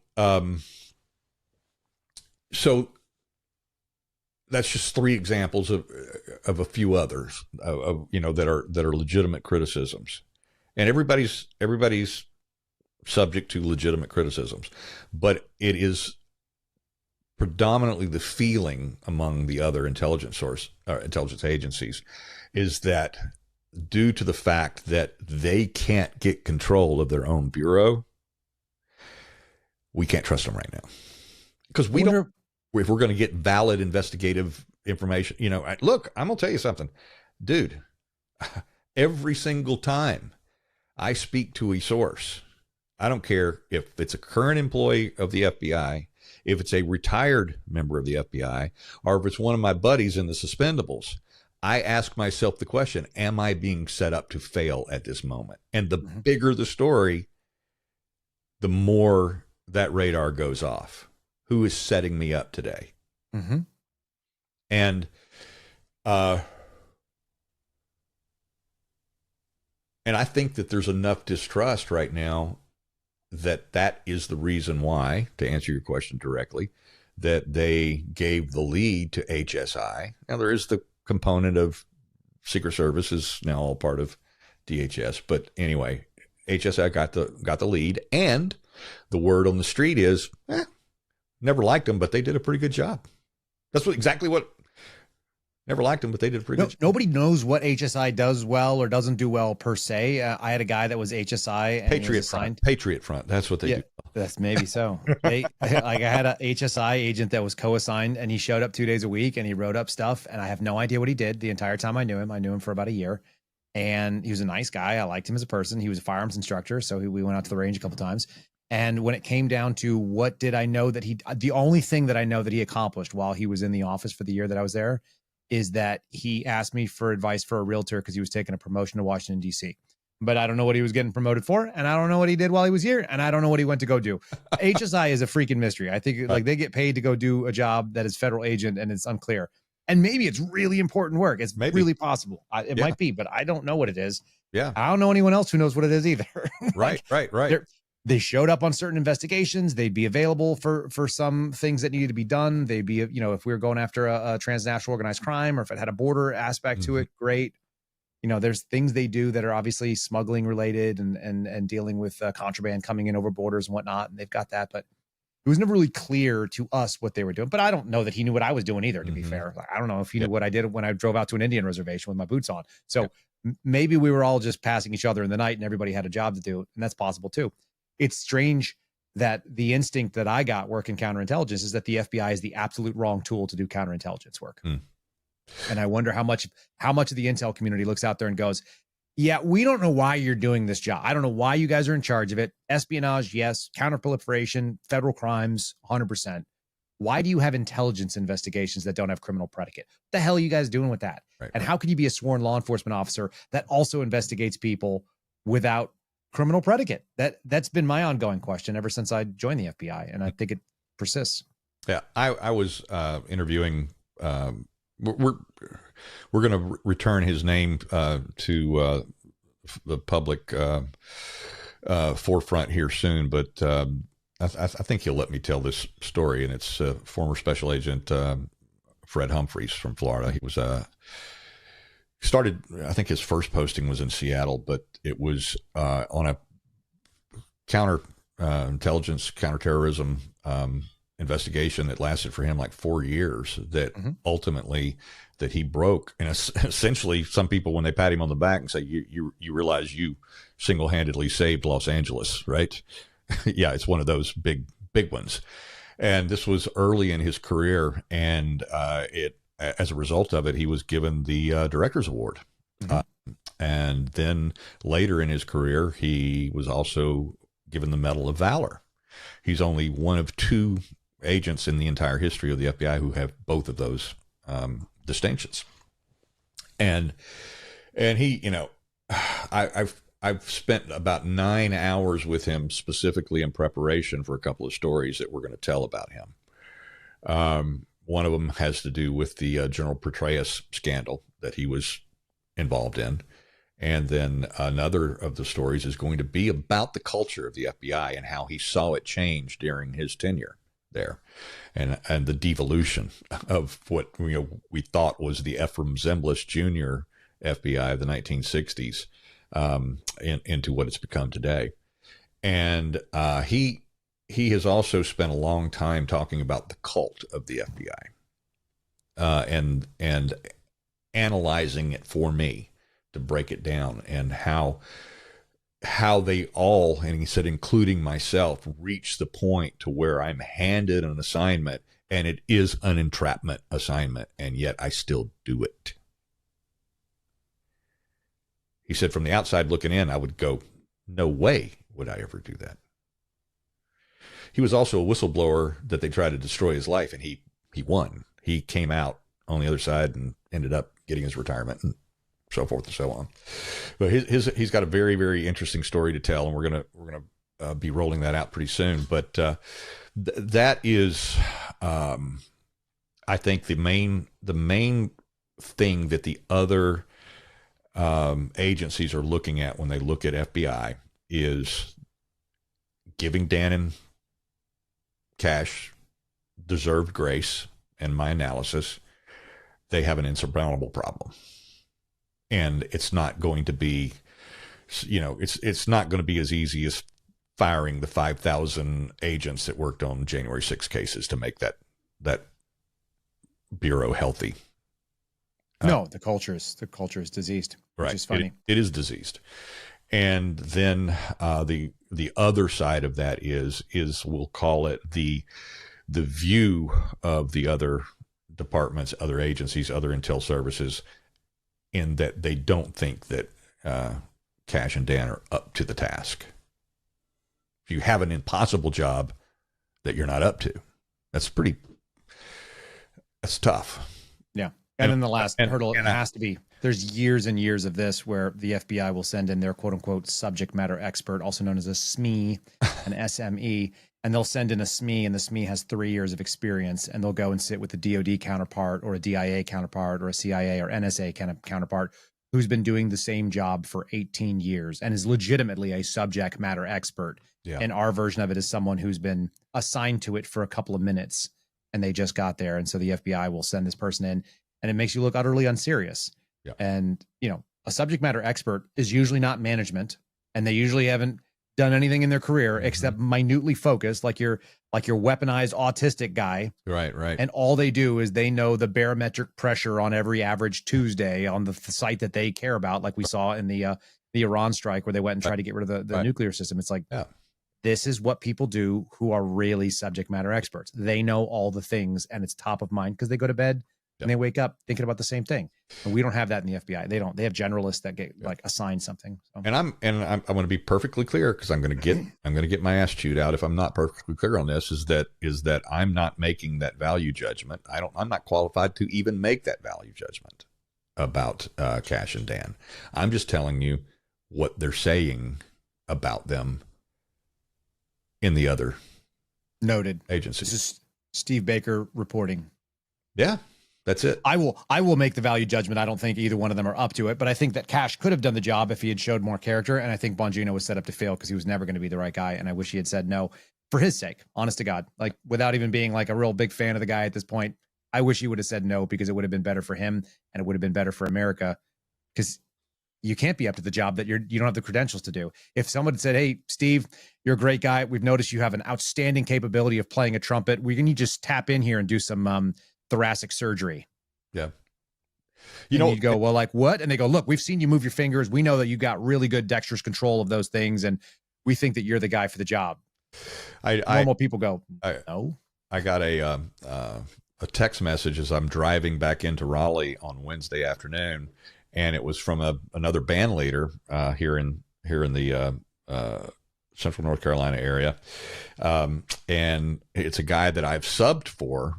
He calls me in as his first sub for the trumpet spot in his band whenever he has that whenever he's got an absence, and so he wanted me to go up with him this weekend to a gig in West Virginia, and I had to actually tell him. I said, "Wade, I haven't even touched my trumpet in over a year. I put it in the cases again. So I may have to be visiting my comeback specialist guy if I ever, if the Blaze ever dumps me and fires me, I'll have to go back to, 6 months of intense training again to get my lip back." Go get your original core skill set. You know what? Whatever is put in front of you, you won't know why, but you'll have to go to Dallas to do it either way. That's right. Apparently. That's your time in the desert for preparation, right. In the same way Jesus used to go retreat. Who knew Dallas is the desert? That's right. That's right. That's funny. It's your personal desert. All right, Steve. Let's hold on to it there. We'll do this again as usual. Whenever you and I sit down, we do these marathons because you and I could just BS indefinitely. I think. But yeah. Tell people what to follow, where to follow, what you like followed, and any closing thoughts. I'll just give them to you. It's all you. Yeah.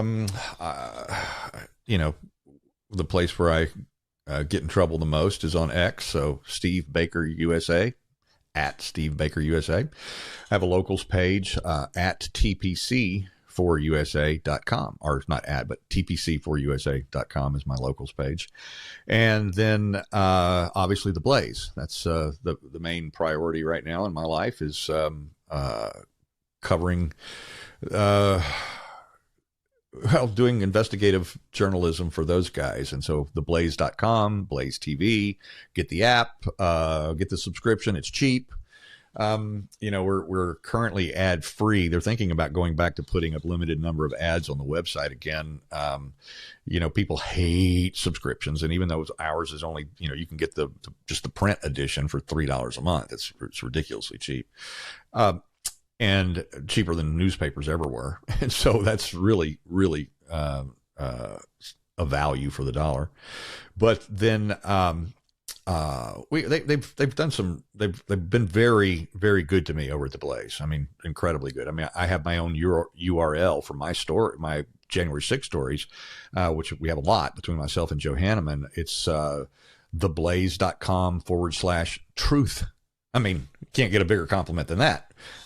That particular word slapped at the end of the hash mark. And then on the Blaze TV YouTube channel, you can see all of our videos that we've done there about the truth about January 6th. All of those are at Blaze TV. And then you go down to playlist and you can actually find the one that says the truth about January 6th and all of our great videos, especially my favorite one, of course. My favorite series is my series on Harry Dunn, Day in the Life of Harry Dunn. And particularly damning. I'm really proud of that series. And I'm hoping that the new January 6th Select Committee, subcommittee, will follow through and bring those guys in for another round of being under oath. Yeah. Do you think that we're going to see the truth, whatever it may be, good, bad, ugly, indifferent, about January 6th, or is it going to end up like a JFK? Is it going to end up like a 9/11 where there's always going to be people who think something else happened? Well, first of all, there's three different entities that are working on January 6th right now. The new Select Committee, chaired by Congressman Loudermilk. I do trust his intentions. I have great trust in Loudermilk, actually. And okay. I can't say that about everybody on the Hill. And I know that I know because I've worked so closely with them for 2.5 years now. I know what they are doing. And then in addition to that, FBI is promising, they're promising a buttload of new stuff coming. I said there was 3. There's actually 4.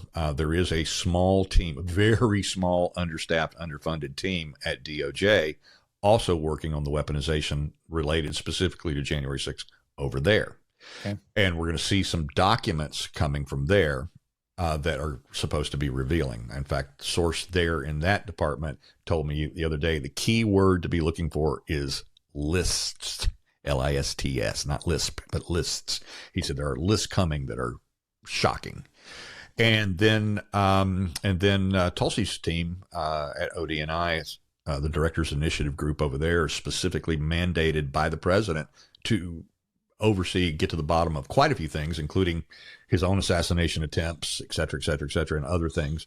But J6 is in their work pile as directed by the president and an actual executive order to get to the bottom of it. So, Okay. Well, we'll see. I'll, we'll trust but verify, I guess, on this one. that's it. Well, always. Always. Steve Baker, always good to catch up with you. Thanks for spending the time, bud. You too, Kyle. And that is our Sunday sit down. My dear friend, Steve Baker, he is an OG suspendable. In fact, I saw him not only get arrested wearing his suspendable pin, but he did interviews after the fact wearing it, just like this one over here. Yeah. Check us out. Make sure you guys are promoting the channels where you can. Save us from ourselves and from the censorship out there. Rumble, YouTube, X, Locals, all places you can follow us, all places that you can like and share and subscribe to the channels. Follow us over on Spotify.